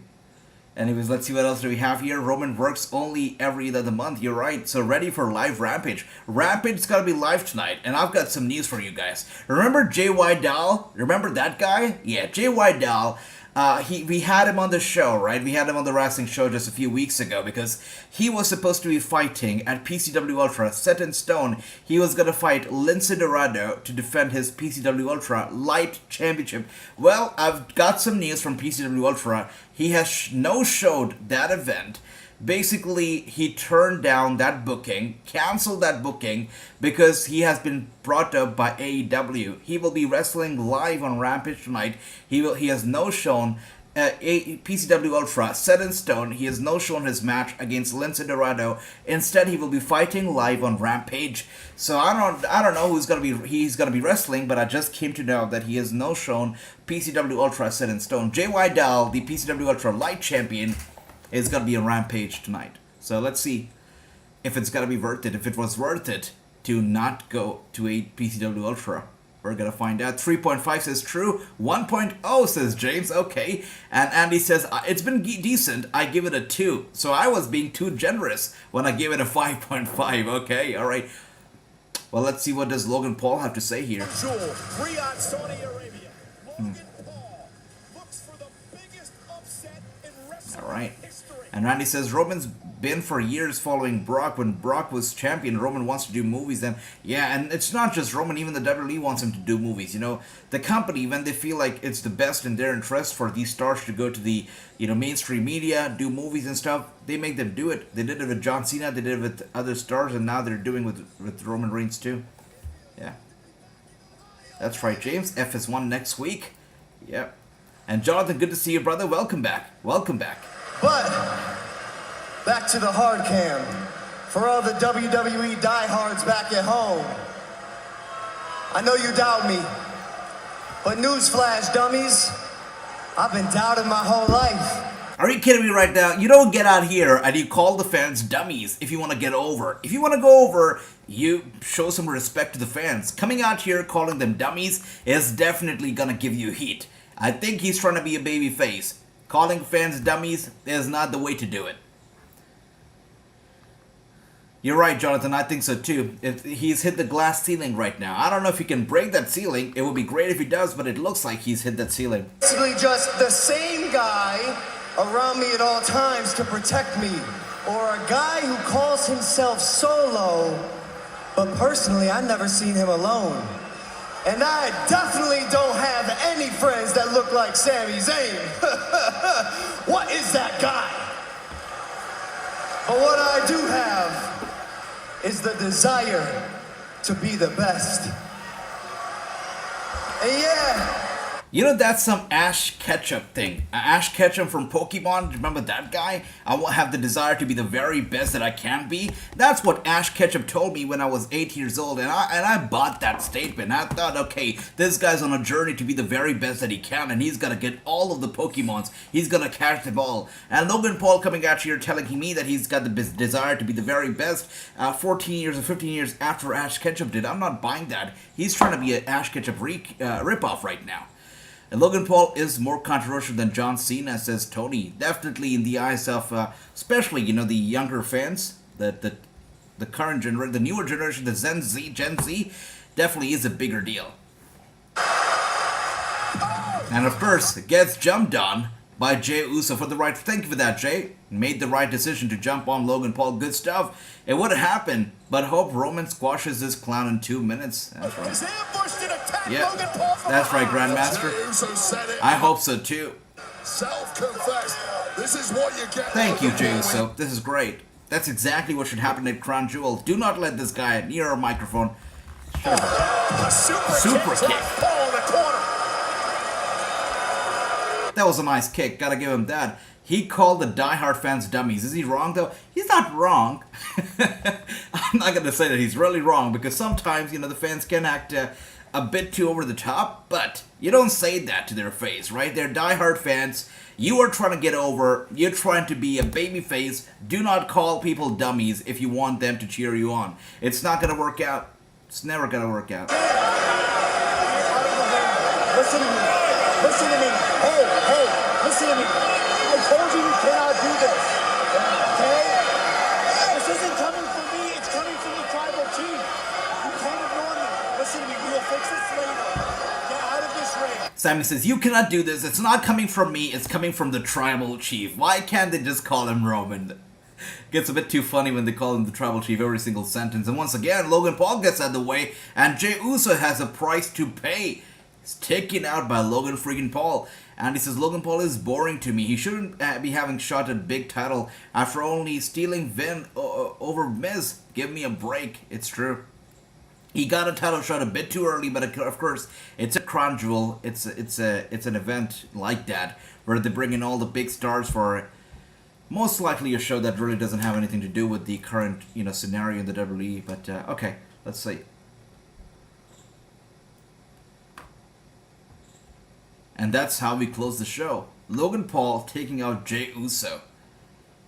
That is how we close the show. It makes no sense. And Kenneth, good to see you. Welcome. He says, am I the only one that thinks Omos vs. Braun will be good match? I have got some hopes from it, you know, especially after the confrontation that they had tonight. Again, another, you know, memorable segment from tonight was between Braun Strowman and Omos. The way Omos took him out, pushed him out the ring, was nice. Also, the fact they went face to face, and they just showed to us the big difference between these guys, right? The size difference is crazy. It's huge. So this should be a good match. Definitely will be a match that, you know, fans will look forward to, or at least the fans in attendance in Saudi Arabia are going to enjoy, because that's a big guy versus an even bigger guy. So it should be good. It should be good for sure. And agreed, Andy. But again, the WWE knows how big an audience Logan Paul has as Jonathan. Again, it all comes down to what is best for business. And Logan Paul brings eyes. He brings business. He's got his own brand. And definitely, that's why he's been offered such a big money contract. You're right. Jay's got to get kicked out of the bloodline and called The Rock. You're right, True. And True has been saying this for about 2 weeks now, and watch it happen. I'm pretty sure that is exactly what's going to be going down starting, I believe, a month or so. Jay's got to get kicked out by probably Survivor Series. It's going to happen, for sure. And your watch along as always is great, AJ, but I can't say the whole about the show tonight. I agree, Andy. No, I'm going to give the show tonight, especially after that segment, I'm going to give it a solid 5. I think that segment brought down 0.5 points for me, so I'm going to give it a 5 tonight. A lot of people don't have FS1, says James. Let's see that, brother. I've got it on Steam, says James, says Jonathan. All right, good stuff. Great overall, 7 out of 10, says Tony. That's nice. All right. I'll give, oh my gosh, that's crazy. Grandmaster gives it a 10. I love that, Grandmaster. Grandmaster loves all the shows. Love the optimism, brother. You're awesome like that. Okay, 10 out of 10 from Grandmaster. I like that. And good night, my brother Andy. Have a good night. I'll see you tomorrow. Thank you. Thank you. All right, that's right. I'm looking at Wonder Woman as well. Nice. And now I know that only love can truly save the world. So I stay, I fight, and I give.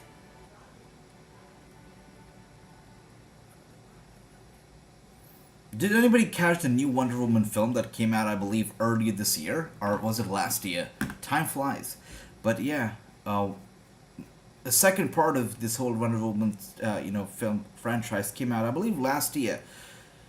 I did not even get to see it, but I heard some reviews. I did catch the first one. The first movie was pretty nice, but the second one, I believe, had some rave reviews, so I did not get to see it. I wish I will probably catch up one day, though.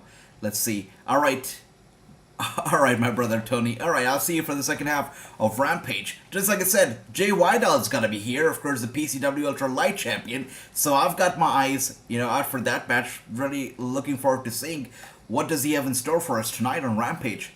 I'm surprised at Triple H booking Logan Paul this way. It sounds like a Vince booking.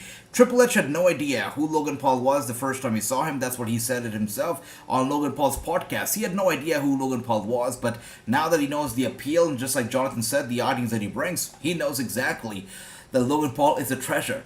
He's going to bring a lot of audience, a lot of fans, and that's best for business. And Triple H is all about being best for business, so that's that. I can't give it a rating because I've never seen any of it. We'll get on it and catch up. Alright, my brother Jonathan, that's good. That's nice. 4.5 from True, I like that. 2-0. 2 out of 10 from Kenneth. 7 from Ricky. Okay, nice. And James with the swoosh to Grandmaster. Okay, alright. I give it a 4, says Chris. What are we watching now? Brother Jonathan, we're watching Rampage. And just like I said earlier, Jay Weidl, who was on the show recently, the Wrassingh show, Jay Weidl was supposed to be defending his Ultra Light title at PCW Ultra set in stone tonight. He is their champion and was soon to be the longest reigning champion. He was scheduled to fight Lince Dorado in the biggest match of his career, but he has since cancelled that booking and he has no show at the show tonight. I just came to know about it because he is now appearing live on Rampage tonight. Tonight's show is actually live. It's not pre-recorded, not pre-taped. And let's see what does Jay Weidl have in store for us on Rampage. Yeah.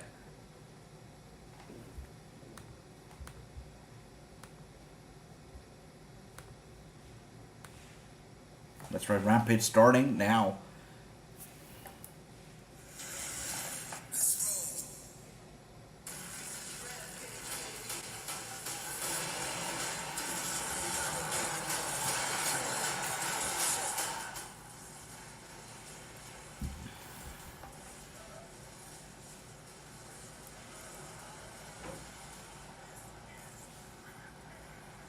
By the way, has anybody ever caught that show, The Floor is Lava, on Netflix? Because I was watching it just last night, and I came across Season 3, Episode 2, and Season 3, Episode 2 actually features Orange Cassidy and the Best Friends.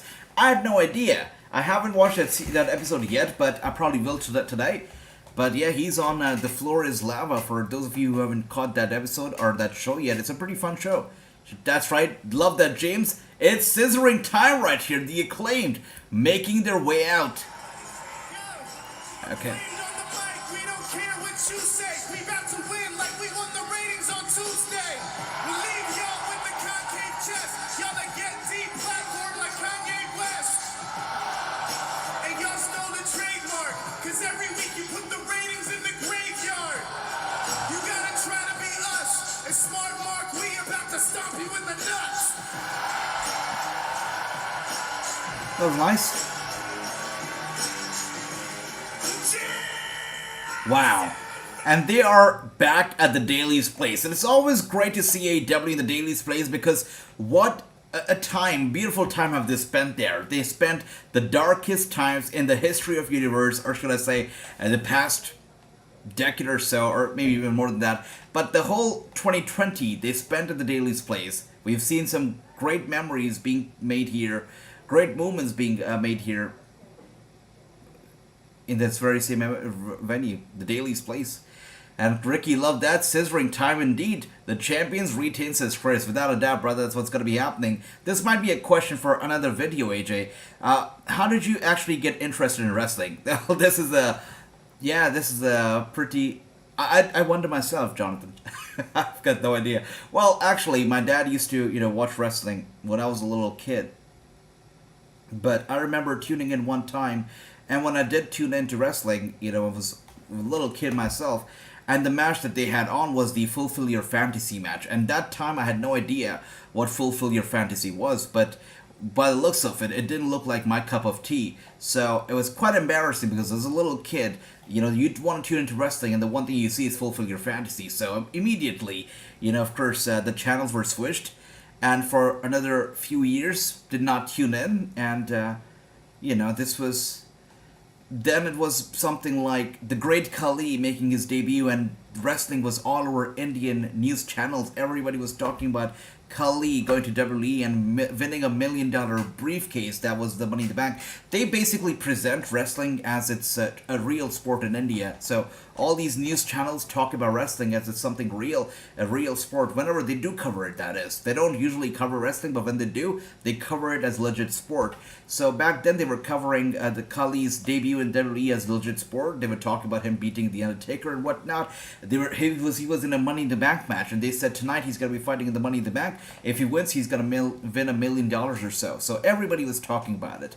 And that was, another stepping stone for me to get into wrestling. But still, I did not start watching wrestling just yet. And one day I was just casually scrolling through the channels when I stumbled upon Taker versus Shawn Michaels. No, it was actually before that, I'm sorry. Yeah, it was actually before that. It was the feud leading up to WrestleMania 25. Cena, Big Show, Vicky Guerrero, all that stuff. I caught in here and there. I also caught some... before that as well. Bad memory. It was Survivor Series. Jericho versus Cena. That was the one match. Cena was about to come back from an injury, was about to fight Jericho in a steel cage match at the Survivor Series for the World Heavyweight title. That was the one feud or the one video package that got me interested. I got wrestling here and there. Then I started watching once again when we were on the road to WrestleMania 25.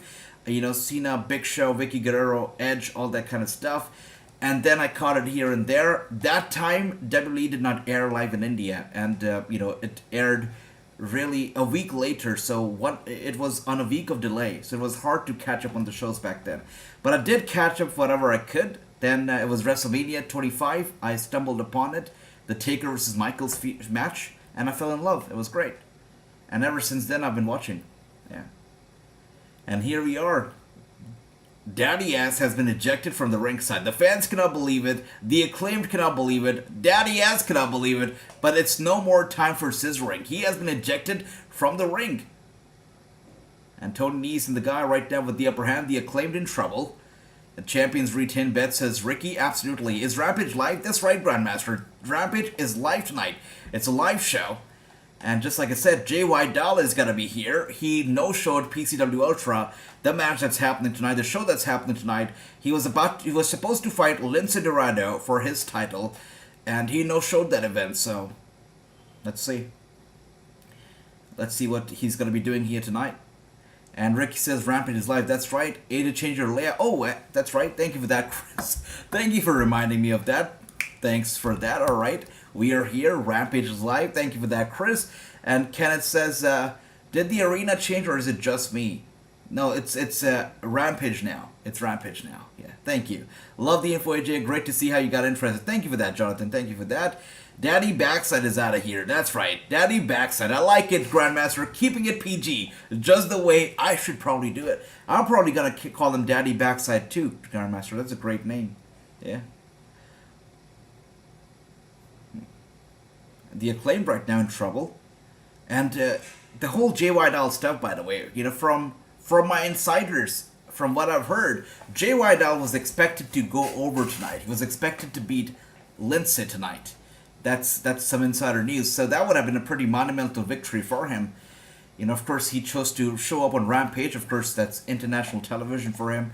That's global exposure for him, so he wouldn't miss out on this opportunity either. But he's decided to show up here tonight. I wonder if it's going to be a squash, I'm not sure what it's gonna be, but let's see. If you need to do a watch along on Twitch every other week, please. Oh, you want me to be on Twitch? All right. I'll think about it. I was thinking about Twitch the other day. Twitch guys, they are actually, we had some communication as well.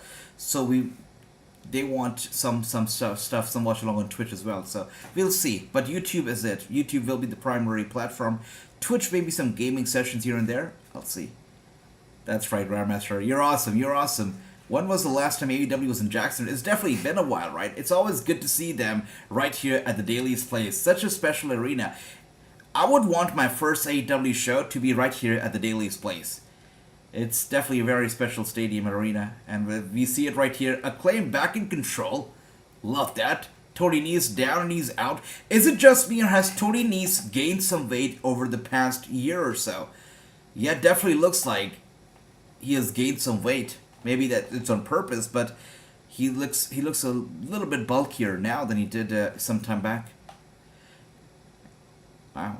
And Kenneth says, I started watching wrestling in 2011. I saw CM Punk wrestling, and after the show, I was so invested. So I watch every day. I love that, Kenneth. Okay. That's great. Elbow strike right there. And for me, I'll tell you, the 2011 pipe bomb stuff, everybody was talking about it. It didn't really do a lot for me. The pipe bomb stuff didn't really, make me go crazy. But it's great to see what CM Punk's done over the years. And I was definitely into Punk during his 434, days of title reign. Those were some special days. I was definitely into that, into him during that time. But the pipe bomb promo itself didn't do anything for me. And there we see Tony Nese looking for the cover. Again, has been broken up. Can you put the World Cup on Twitch? Chris, you talking about cricket? Alright, I'll see. I'll look into it. The thing is that with the World Cup, here's a challenge. Because the World Cup basically takes place when it's nighttime in America. And Twitch, if you look at Twitch, it does not have a big audience from, from India or from Asia. It really has a larger audience from America. So to do the World Cup on Twitch when it's nighttime in America, I don't know if it's going to be drawing a lot of people. That's the challenge. And Tony Nese with a roll-up right here on Caster. Big kick. This could be it. He's looking to disrupt the breathing of Bowens. He gets a 2-for-1 there. Bring Boo on both ends at time like these. Wow, what an athlete. Tony Nese shoulder the midsection. Bowens doubled over. Alright, roll up on Bowens. Maybe not. Bowens with a big kick right there to Tony Nese's head. And an elbow strike. And those chops from Bowens. Super kick. Nice. Definitely some scissoring time right now. He goes for the tag.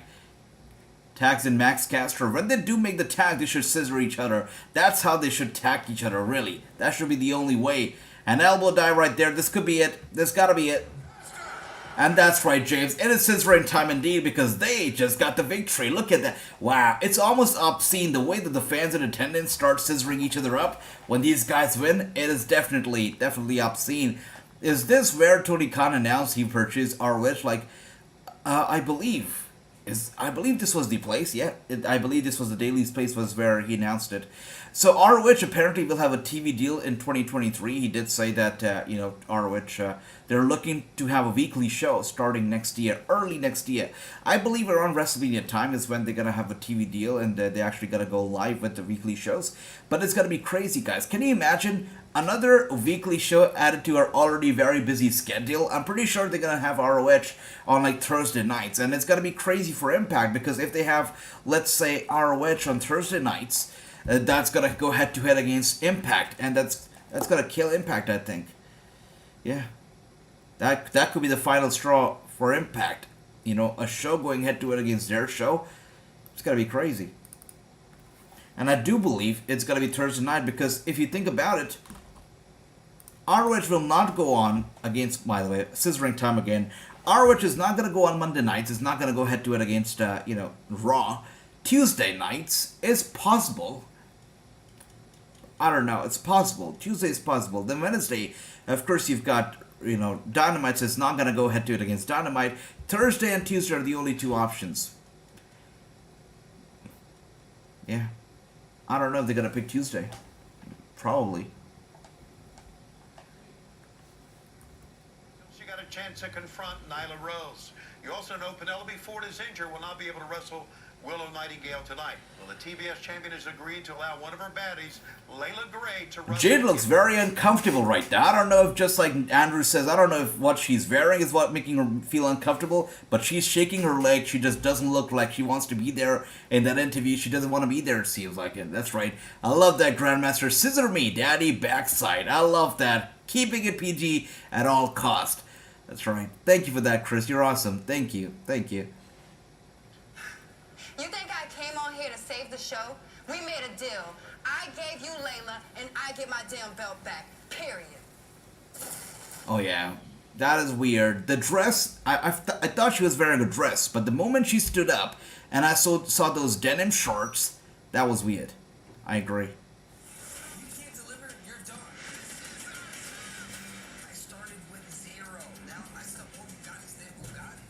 Okay, I thought Jamie Foxx was going to show up on AEW. That would have been a game changer, but no. That's a promo for another show right there. Alright, let's see. Damn, I was just about to get into Impact, but ROH as well. That's right, Grandmaster, but it's okay, because we've still got at least 6 months or so before ROH has a TV deal, I believe. So at least 5 or 6 months. So you're fine. You can still get into Impact, and we'll see what happens when ROH gets a weekly TV deal. But it'll be interesting if they want to do like a full-on Tuesday Night War against NXT, or if they choose to go on Thursdays against Impact. Either ways, they're going to go to war against either of those companies. That is for sure. I remember my first Raw Live. It was the go-home show for Money in the Bank. My parents let me brought it. It was amazing. After that show, I knew I was a fan of Punk and WWE. That's awesome, Kenneth. That's awesome. Thanks for sharing that.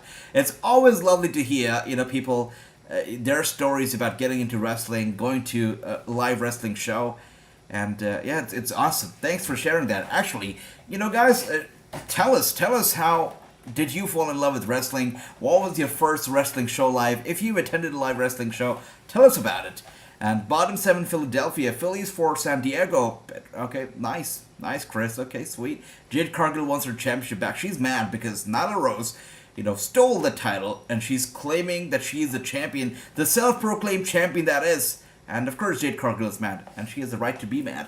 Impact already on life support, just pulled the plug already, says James. Well, after the whole split of Honor No More and these guys leaving for AEW, it definitely is a slap on the face. If AEW or Tony Khan definitely they choose to go head-to-head against Impact on Thursday nights, they're not going to be happy. They will not be happy. Jade needs to go take it back. Yeah. You're right, true, absolutely. But here's the thing about Impact. Impact has a certain, audience members, a group of audience members. They love Impact Wrestling. They're die-hard fans. They will support the promotion at any cost. And that group of audience, I believe that even if ROH has a TV show going head-to-head against Impact, I feel like that certain group of audience that has supported Impact Wrestling through ups and downs will still continue to support Impact Wrestling. That's right. Okay, let's see what else do we have here. True says, speaking of Matt, do you have Hulk? I do, True, but the green avatars, the Hulk Hogan avatars, it's hard to get those because we've got a green screen at the back. So the Hulk Hogan, if I put that on, it just makes it transparent. So that happens, True. Yeah. So Hulk Hogan, I won't be able to put it on because if I do put it on, this is what happens. 1 second, where's Hulk?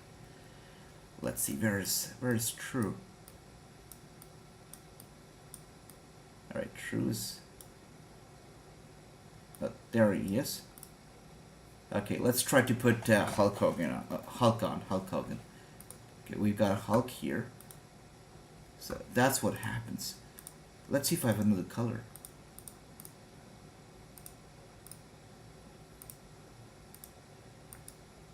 No other color either, True. They only have Hulk in like green. So, no red Hulk. Yeah, they only have the green Hulk, True. So Hulk Hogan doesn't work. He goes transparent. As you can see, all you can see are his red shorts flying in midair. So Hulk is not possible. I asked everybody to come here because we're your friends, man. And hey, my best friend, I know you are one of the best wrestlers in the world, but cálmate, puedes perder tu trabajo. Papi, I remember for first time we meet you. We have the same mentor. You are a superstar. Yes. And you know how much the Lucha Brothers care about you. They just don't want you losing your temper and losing another job. Bro, puppy, you should listen to them, Eddie. They're champions. Man. Compose yourself. How did that work out for you at Grand Slam, huh? Your own backyard. These are the two people I absolutely love in AEW, and that's Eddie Kingston and Pac. Incredible talent. No matter they're on the mic, no matter they're wrestling, they keep it real, they keep it 100. I love both of these guys. Just absolutely incredible. And who was this? Oh, Hook's coming out here. Is Hook fighting Jay Vidal? Let's see.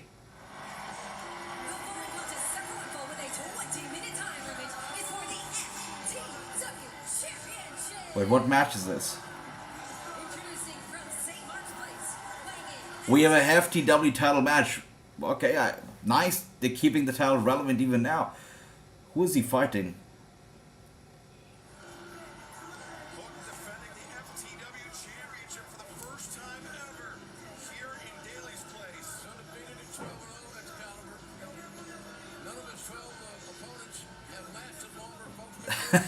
Grandma says, another belt. What is FTW champion? Well, you know, FTW title has been around for a bit. This is the first time ever that Hook is defending this title, so good for him. Is he fighting? Oh, it's not. I thought that was Vidal, but that's not Vidal. That's Daivari, but yeah. Okay, this is going to be a good match. The first time ever he's defending this title, if I'm not wrong. Hook is here on a mission. And of course, he's fighting Daivari here. This should be interesting.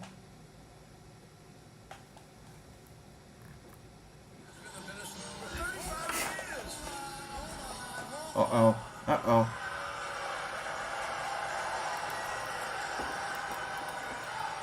Hey, I understand you didn't want to let me purchase the FTW title. Maybe you're not a check guy. Maybe Hook doesn't have a bank account and he likes straight cash. So I'm going to give you one last chance before I kick your ass and take your belt. This is your last opportunity. Take the money.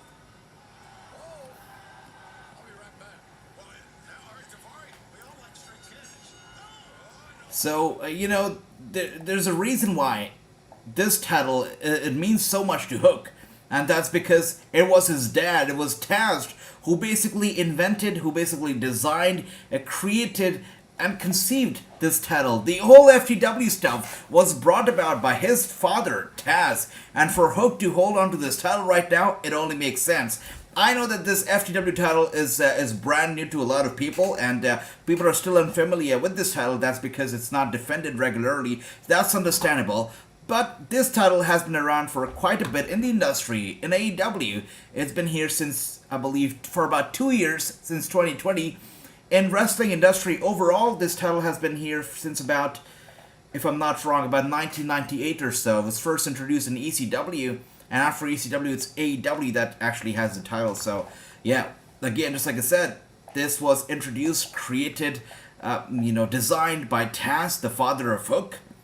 And this title, the FTW, these are the initials that stand for, F, the world. That is basically what it stands for. And as we see here, Daivari getting in the face of Hook with some trash talking right now. Hook is angry, and now with those big punches to the midsection.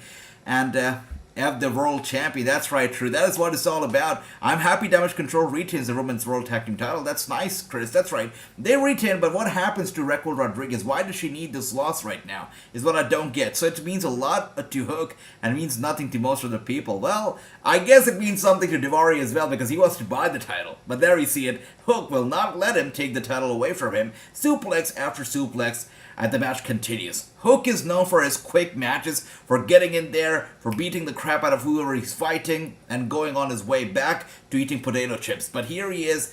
Actually, this has been quite a long match for Hook. Yeah. Nice elbow strike right there from Hook, and there we see it. It's gonna be a super kick, and it's that was a sloppy super kick. That barely touched him in the face. Anyways, taking Hook out right there, going for the cover. Not bad. Hook on the receiving end of the offense right here. Interesting. Can he interview Daivari again, Chris, with the whole AEW stuff? I don't know. I'm not sure. By the way, we're going to be having somebody from NXT UK showing up on the show very soon. I'll let you know when I have the confirmation, but somebody from NXT UK is going to be joining us for a live interview very, very soon. Hook's theme song is cool, though. Yeah, he's a cool guy overall. Did you guys know that Hook actually has, I'm pretty sure you guys know this, but he has trouble gaining weight, and that's why he has the weirdest, by the way, there you see it, Hook right there with a big victory, and little Bobby Roode got choked out. Little Bobby Roode, oh my, that is funny. Oh dear. Oh, where is Bobby Roode these days? No, I miss Bobby Roode. I love that guy. I was live for his SmackDown debut, as I said earlier. Gave me chills. I used to love everything that he used to do in NXT. The whole glorious stuff was amazing. I miss Bobby Roode. Really and truly do. Hook, though, on his way back after retaining the title. Good for him.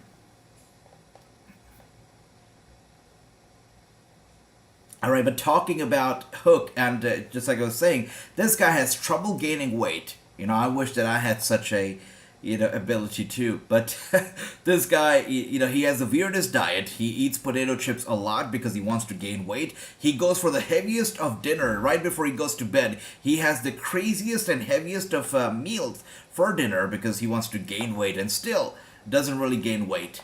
So that's that for Hook. And here we are with Matt Hardy now joining these guys, and he doesn't look happy at all. What are we doing here? And where's Private Party?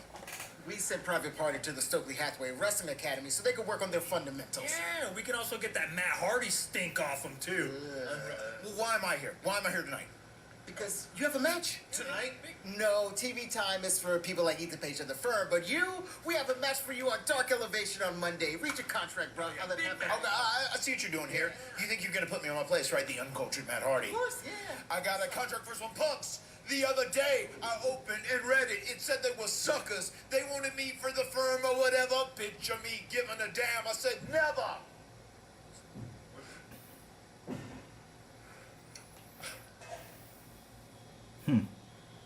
See you guys Monday. What the hell's going on? What did Matt just say? Okay, whatever happened right there. He's going to be on Monday, Dark Elevation. Matt Hardy right there. And Layla Gray coming out now. Nice. Layla Gray is great, but where is Sky Blue? We want Sky Blue, do we not? Alright, let's see. Most people have trouble losing weight, says Garamat. That's right. That's why I'm quite jealous of this guy. Hook, right? Trouble gaining weight. I wish that I had, that trouble. Would have been great. Alright, Kiera Hogan is a total joke, says James. Okay, alright. Oh, wow. And here we are.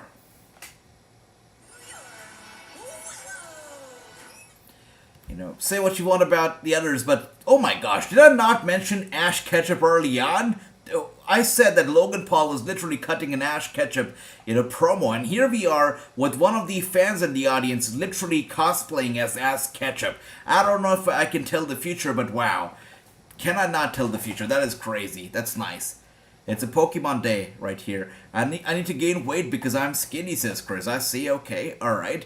Matt quoting Public Enemy lyrics. Matt Hardy is a smart guy. Sometimes his jokes and his puns are a bit too much and a bit too intellectual for a lot of people. Sometimes I don't get what he's saying, but yeah, he's a man of great wisdom. You're right, true. Absolutely. Willow wins. And Willow's a fighter. Willow is one person who had been wanting to be here in AEW, who had been fighting for the spot. And I'm glad that she's now, in AEW. Really deserves to be here. And she's going to win. For sure she's going to win. And James says, you're about an hour behind. That's terrible, James. But, just like I said early on, they don't air Rampage in India for some reason. Rampage just doesn't air here, and that's why I have to, rely on these streaming websites for Rampage's coverage, and it's usually very, very delayed, James. I know you're laughing right now, but when we watch Impact Wrestling, I'm usually ahead. So, yeah, that's that. AEW Rampage, let's see.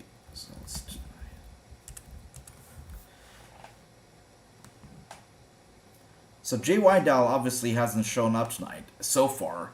I really am wondering if he's even booked for the show, because usually you get these, unsigned talent in the first half of the show if you do get them. But he hasn't shown up tonight. I don't know what do they have planned for him, but I'm surprised.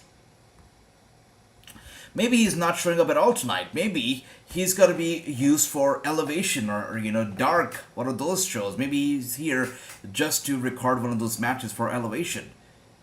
Yeah. probably told PCW Ultra that he's going to be showing up for Rampage because, you know, that's a good excuse to get out of your show because Rampage is a TV show, but he might end up just being on Dark or something. Most likely that is the case. Alright, face to face right now. Zelina Vega, Willow Nightingale. Willow going for a close. Oh my god. Did I just call her Zelina Vega? I don't know, for some reason I looked at her face. I'm like, oh wow. Sorry. I wish I could edit that part out. That is embarrassing. This is showing Wonder Woman 84 on Saturday. TNT is showing Wonder Woman 84 on Saturday. But again, true, just like I said, I'm not in America, so it'll be hard for me to watch Wonder Woman. But I do believe that they actually have the show on Prime Video, so the film, so I probably will be able to check it out. I will check it out in one of the holidays. Thanks for that, True. Yeah. Alright, Ricky, let's forget about that part. I wish I could just edit that out. Alright. Maybe he did Dark. Probably did. He told them that he's going to be live on Rampage, but he ends up doing Dark. You know that PCW Ultra and these guys are going to just, make a joke out of him for sure. I don't know if he's going to get punished for it, but, you know, tonight if he would have shown up, he would have been the longest reigning champion in the history of the company. But, of course, that's not going to be happening. I'm not sure if they're going to be taking the title away from him, if, he will be relinquishing the title. Let's see. But it always sucks to, put promoters on the spot the same day that you have to go do a show for somebody else. Just tell them, hey, I'm not going to be able to work your show. It sucks because, the fans pay a price for it. And they pay the price to watch your man. They want to see Lindsay versus Jay Whitedale, and they won't be able to get that. And the promoter will be answerable for it. So it's not very good to put them on the spot like that. That's right, James. Yeah, it'll be on YouTube. Okay.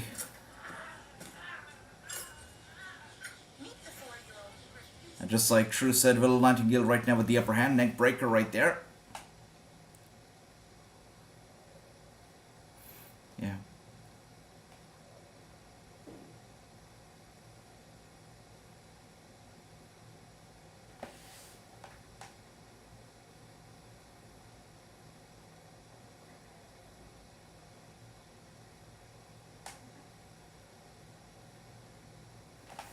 Nightingale is in trouble right now, but these guys are great. But I really want to see Sky Blue, really. She has been really very good, and she has a lot of people talking. So a show without Sky Blue is not complete. Once again, a Black Adam's trailer. The more I see it, the more I want to watch the movie. Anybody here has actually checked out Black Adam's?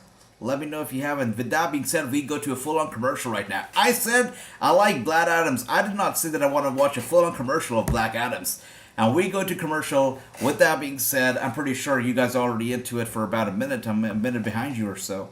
That's that. Good to see you. Welcome to the stream. Good to see you. That's right, guys. We are now in the final about 30 minutes of the show. Let me know how you like Rampage so far, guys.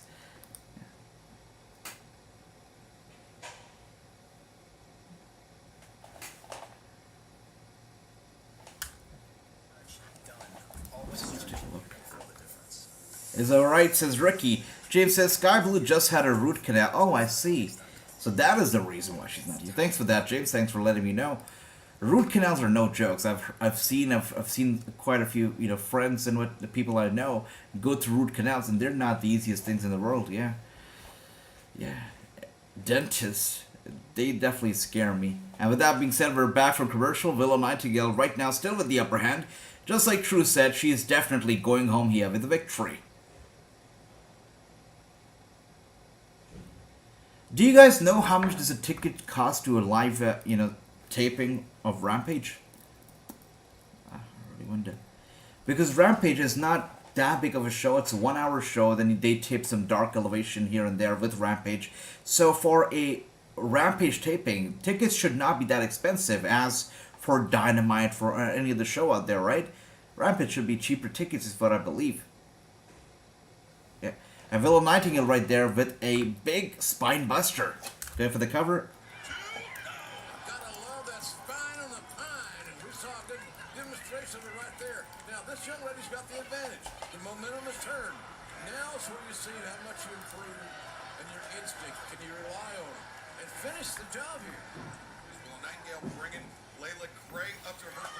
Now, true, you have a good question. Has Willow Nightingale had an all-elite graphic? I don't believe so. No, I don't think that she has a full-time contract just yet.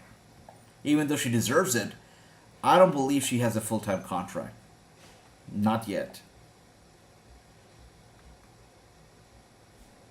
Yeah, not yet. It's only a matter of time before she gets one. I'm pretty sure about that.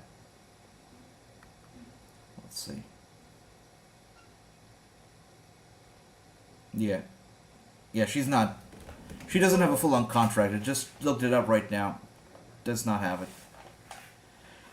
She's gonna get it though. She might go to ROH. I wouldn't be surprised if that happens because, you know, ROH, she's been a part of it as well. She was also on the Supercard of Honor where she faced Mercedes Martinez for the interim ROH women's title. So I think she's definitely gonna go, most likely gonna go to ROH when they have a TV show, which could be the reason why she doesn't have an all-elite graphic just yet. With that being said, just like True said early on, Willow Nightingale picks up a victory. Good for her.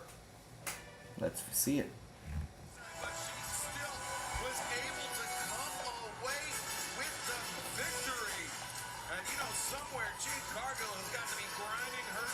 She can't be happy right now because she ain't no closer to get the title back than she was when she got here. A great win for Willow Nightingale. Nice.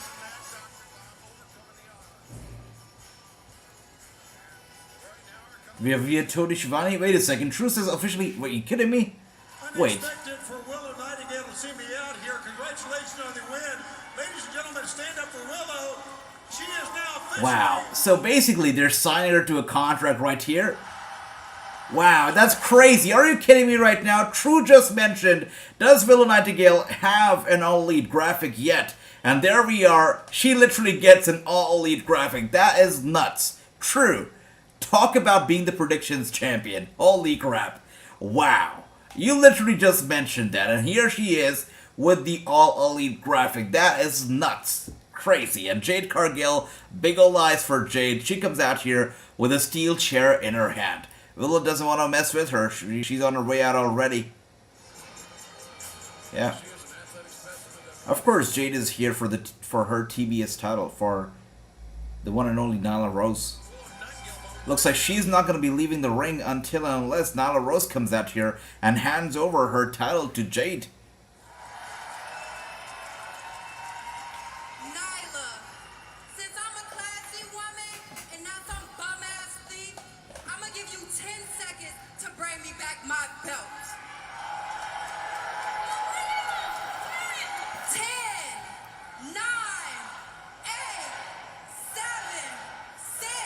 That is crazy, Natik, right? You just cannot imagine somebody bringing out a cobra, a snake, in this day and age. That's crazy. What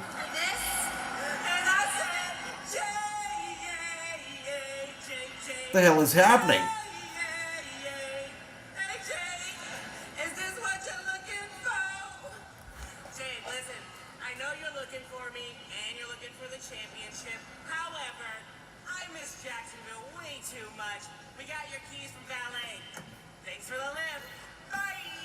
What? Are you kidding me right now? First, she steals her title, and then she steals her car. I think Jade Cargill can call the cops on her right now because she's not only stole the title, but also her literally her vehicle. That is a crime. Jade Cargill can call the cops on Nyla Rose, and she's got it on tape. She's got it on video evidence. So what is stopping her from calling the cops right now? I can see Ricky with the big old eyes here for Jade. I like that. Nice, okay. Jade, that's right. The big punches. Jade Cargill taking out the crew. Now she is really angry. I'd be angry too if I had to take an Uber back home. I hate taking Ubers, so I'd be mad as well. From Daly's place in Jacksonville, you, Preston 10 fans, had the chance to settle some issues with LFI's Roosh. Excuse me, Alex. Preston, the absolute last chance. That LFI contract, it's still on the table. You don't have to face Roosh. I don't want your contract. Listen to me. I listen well. Roosh is incredible. This is the first and last time I'm going to say it. You better bring the fire. And I can see the oranges right there in the chat from James, which means you are already watching the Orange Cassidy matchup. For me, I'm right now with Rouge, and of course, well, I can see Cassidy is here. Hey. I see it now. I'm so far behind. You guys see this yet? I won it. In Canada. Want some beers? Orange, I don't even have a mouth. Bummer. What about you? I don't want you to drink. I want that title. You know? Orange, I don't even have a mouth. That is funny. And Orange Cassidy, you're talking. He's doing some talking. If you want that, and you want to fight that, I'll fight you both. Holy at the crap. same time. Oh, wow. For that. What the hell? Cassidy, as we know, he's a fighting champion. He's going to be fighting Preston, he's going to be fighting Rouge, and that's going to be for the All-Atlantic Championship. Orange Cassidy is going to be putting his title on the line. It's going to be happening up next. That whole segment backstage was a lot better than the entire SmackDown. I think that's a fact. That was a great segment. Orange Cassidy, he's great. He's great. Breaking if you call the number in the psych. From you here, not me. I never lost control. I see. Really? Is that right? If you call the number, wait a second. So if you call the number that was on the evaluation form, you gotta get. That's crazy. Okay, so let's see which number is it. Thank you once again, Andy, for that. And I believe that the people on social media must have called that number up, and that is how they got to know about this. So if you call this number, just like Nautic says, this number right here, apparently, the client ID, that is, right? Because that's the only number here. So this should be it. If you call the client ID, most likely, 855-211-1333, you're gonna get... Not me. I never lost control. Quite interesting. Very interesting. So, of course, I cannot call it because, you know, I'm not in America. So if I do call it, it's really going to call somebody up right here in India. And that's not going to be very pleasant. But if you are in America right now, and if you can call this number up, call it up and let us know how was the experience. 855-211-1333. You're probably going to hear... Not me. I never lost control. Thanks for that, Andy. Thanks for that, Nautic. Once again, as we see it right here, it is the psychiatric evaluation from the Bray Wyatt psychological evaluation from the client ID or the phone number is 855-211-1333. The date of birth, May 23rd, 1987. Let's see if we can pick any more clues up here. Bray Wyatt, of course. The form must be typed or completed using word processing software. Wait a second. So, here's the thing. This form is not eligible for reimbursement because it's not typed using word processing software. It's handwritten. So, right off the bat, it's not eligible for reimbursement. Attach all testing documents. I don't know what the third point is. It's been blanked out. Please ensure you're using the current version of the form. Alright. Okay. Again, as we see it, impairment symptoms claimed, all of that stuff, you know, blurred out, records reviewed, blurred out, I authorized, blurred out. Yep. Where he refused to sign it, dates blurred out. Difficulty showing remorse or empathy, conflict with social norms is the psychological history. Psychosocial history, I'm sorry about that. Everything else blurred out, the medical history, education work history, substance use history, which I believe is good things blurred out. Instrumental activities of daily living blurred out. And it says disregarding of or violating the rights of others is something that's something he was dealing with apparently. Symptoms blurred out, description blurred out, everything else blurred out. That's right. Yeah. Wow. James just called the number up and he says he just called it, it's a whisper, and he barely hears it. Thanks for that, Brother James. Thank you for that. And Venom says, 1987, he is younger than me, that Venom. That's okay, that's alright. And Mark Henry here with, oh, you gotta be kidding me. Wow. Why are you getting between these guys' business? And putting your title on the line?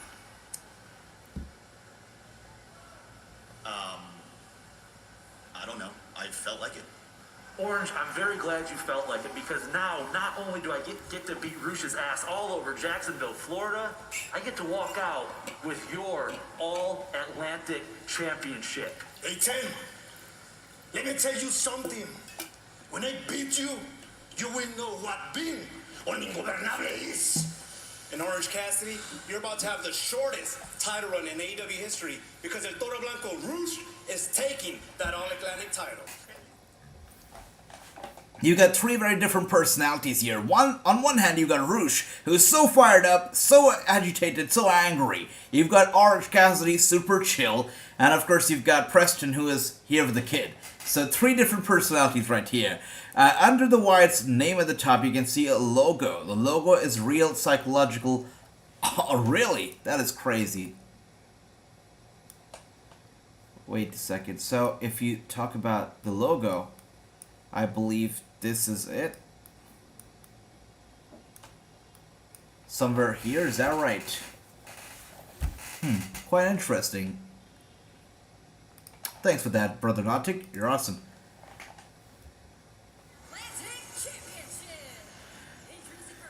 Alright, Rouge is making his entrance. Grand entrance from Rouge. Love the mask, love the horns, love everything about it. But Rouge is looking to take over the All-Atlantic title away from Orange Cassidy, making his reign the shortest reign ever in AEW history. Let's see how this goes down. I don't expect Rouge to win. I don't expect Preston to win. I think Orange Cassidy is walking away champion. Do you think Orange Cassidy is dropping his title tonight? Anybody here? Let me know. By the way, one thing's for sure, J.Y. Dowell definitely worked Dark Elevation, something like that. He definitely did not work Rampage, and that's a fact. I don't know if, skipping a match against Lince Dorado was the best choice, honestly. But anyways, here we are. Next, accompanied by -1 from the Q, weighing in at 221 pounds, Dark Order, number 10. So number 10 here with -1, making it a 9, a solid 9, making their way out. Of course, he's not walking out champion, even though I would like for him to be champion and get this nice victory with -1 by his side. It's still not happening. His return to the ring. They got a big break there. Thank God. The Cowboy will be back.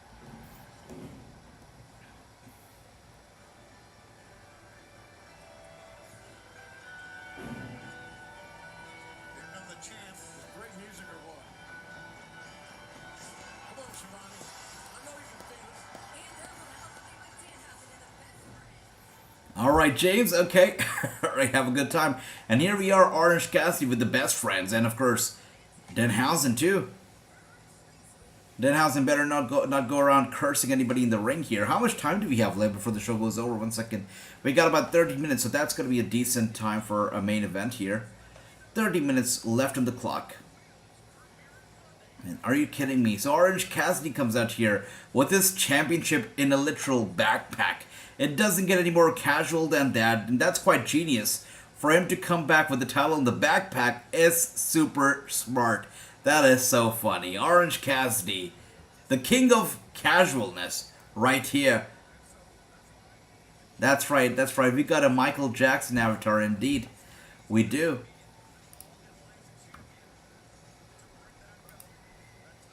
Okay.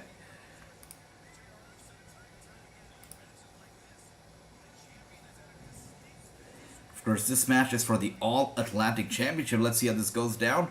Are they going past 11 p.m. Eastern? I don't think so, true. Yeah, I don't believe that they're going to go past 11 p.m. This is got to be it. This is the main event. Probably going to be about 10 minutes long. Back and forth strikes right now between Rouge and -10. Look at Orange Cassidy just standing back, enjoying the show. He doesn't need to get involved, or maybe he does. Look at that. Hands in the pockets. Cassidy.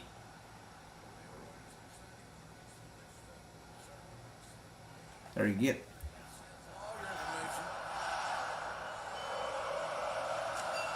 Elbow strike right there to 10. And yeah, I thought so too, True, but it looks like Orange Cassidy got involved and now he made it all about the title. Not sure why. Mark Henry asked him why did he want to get involved here in between, these two, make it his business rather than their own and put his title on the line. Orange Cassidy said he did it because he felt like doing it.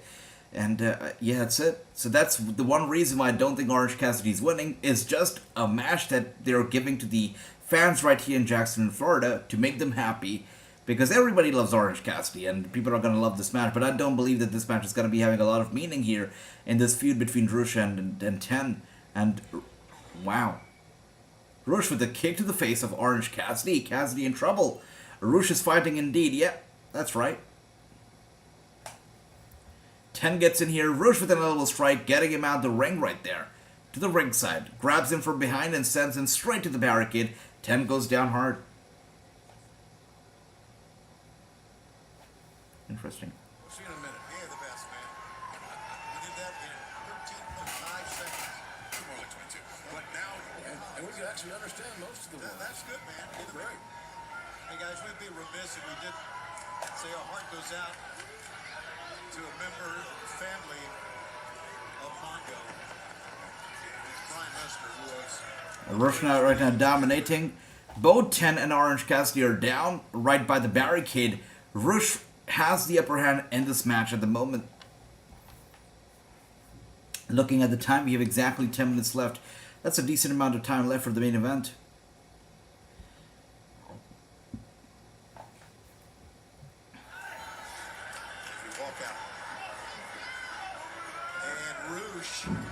Wow.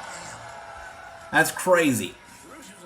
That's crazy. Not only did he whip 10 with that rope, but now he's trying to choke him out with that rope. That is insane. Rush is holding nothing back. And if he wants to pin 10 right now, he can do it and become champion. Right, 10 trying to get up here. Rush showing off ringside. Are you kidding me? Why does it just hit me? I'm looking at this guy's Rush's manager's face right now, and from the side, he almost looks like Alex Riley. You remember Alex Riley, the manager, once the manager of Miz? Yeah, almost reminded me of Alex Riley, but right now Riley is a mess. I mean, if you don't believe me, look up Alex Riley's Instagram page. That guy is a total mess. Crazy guy right now. Once again, a big move. Rush whips Orange Cassidy and now choking him out as well. That is insane. Orange Cassidy in trouble. Look at his face turning all red. He probably regrets making their business his business and getting in between these two guys. He probably regrets it all right now. Rush with the upper hand, walking around the ring. There you go.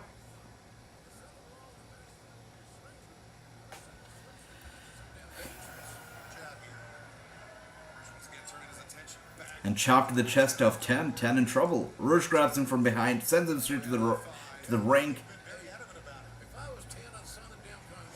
Yeah.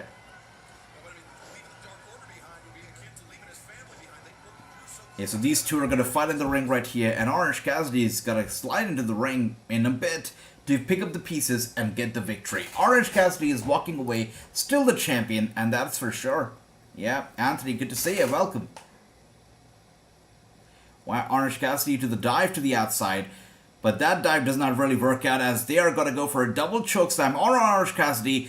That was weak. So they choke slammed him on the table, but just on the table. The table did not break.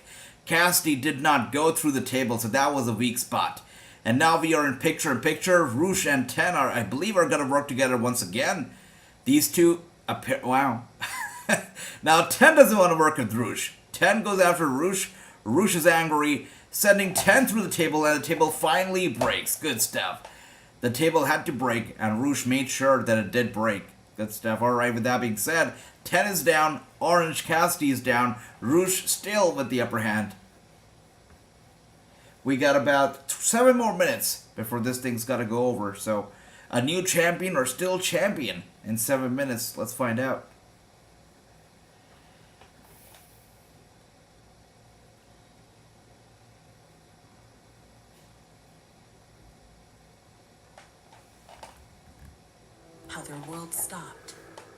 and when they found a way to face it. For some, this is where their Keytruda story begins. Keytruda, a breakthrough immunotherapy that may treat certain cancers. One of those cancers is advanced non-squamous, non-small cell lung. Of course, currently we are in picture-in-picture. Do you like today's show? It's been alright. It's been an okay, Friday night for wrestling. SmackDown wasn't that fantastic. Rampage has definitely been a better show than SmackDown was. It's been alright. It's been just moderate, is what I would say, Anthony. What about you? Have you been enjoying tonight's show? Alright.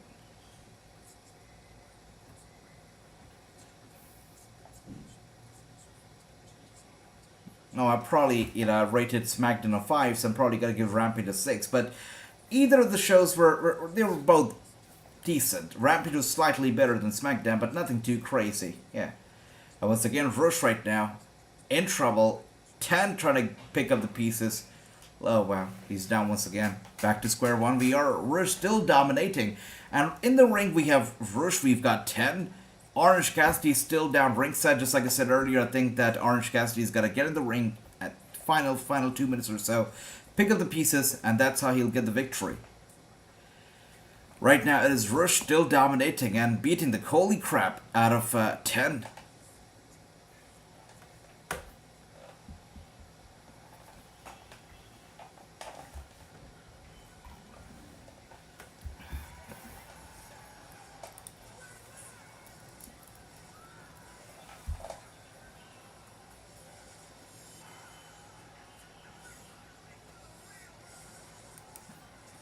So I can see here, Andrew says, have you already talked about Sheamus?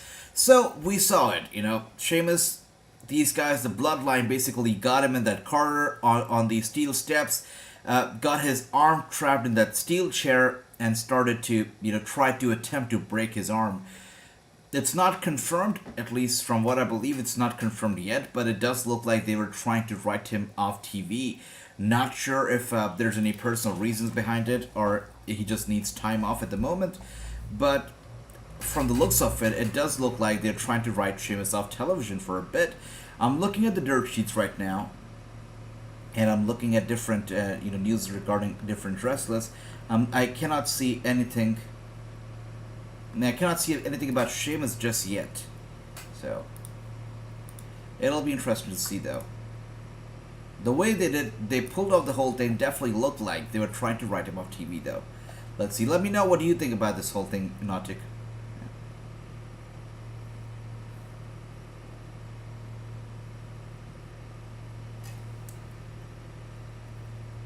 Everyone's asleep with that. Oh, it's going to the pockets. Never thought I'd say that in a wrestling match, but he is, and he didn't get it. Well, Vance transitions with the stun dog millionaire from Orange Cassidy. Swing and a miss by Rouge. Orange comes through. DDT plants a 12 blow. That's a difference maker. Look at the athleticism of the champion. Orange Cassidy. Charismatic, exciting. Wow.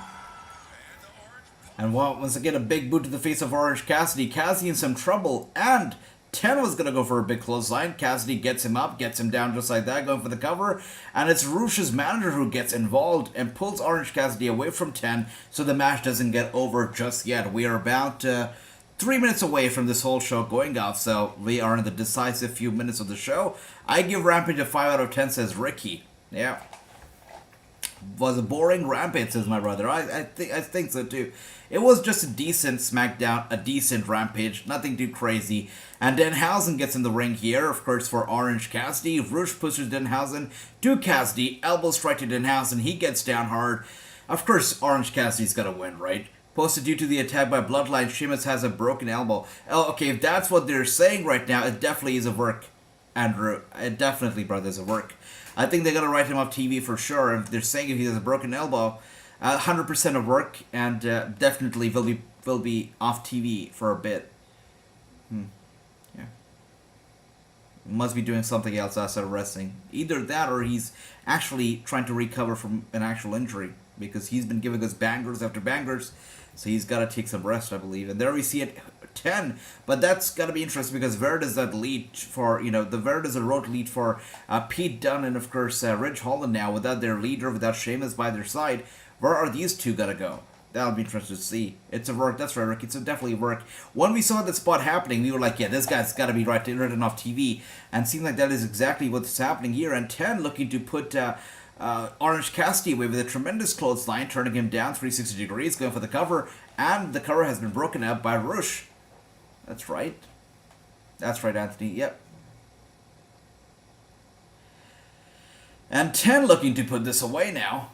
Put Rush away for good. Gets Rush up. Elbow strike. Sends him to the corner. 10 goes for it. Clothesline one more time. Chop to the chest. Another chop to the chest. And another one. Yeah.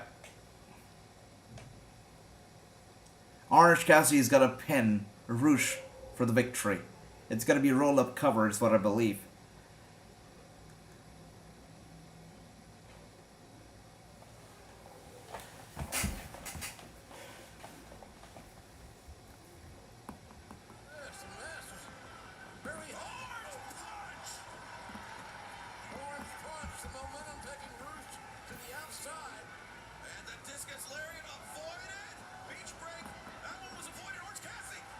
It's over. Alright, so just like we thought, right? It's a roll-up. Not on Rush, but at least on 10. And with that being said, Orange Cassidy with the victory. And still, the All-Atlantic Champion, Orange Cassidy. With that being said, Rampage goes off the air just like that. Orange Cassidy defends successfully his All-Atlantic Championship against Rush, as well as, of course, 10. Good for him. Good for him. And thank you once again, guys, for joining me here for this decent, I would say, episodes of SmackDown and Rampage. Not the craziest, but decent shows right here. Thank you once again, guys. Much love to all of you. Just like I said, 5 for SmackDown. Rampage gets a 6. Both were just okay shows. Thank you so much. And I'm going to be seeing you tomorrow for the exclusive interview that comes out with the South African promoter tomorrow. And of course, we're going to be having more watch-alongs and more fun to come next week. Thank you so much. I hope all of you have a good night, sleep well, and take care. Thanks.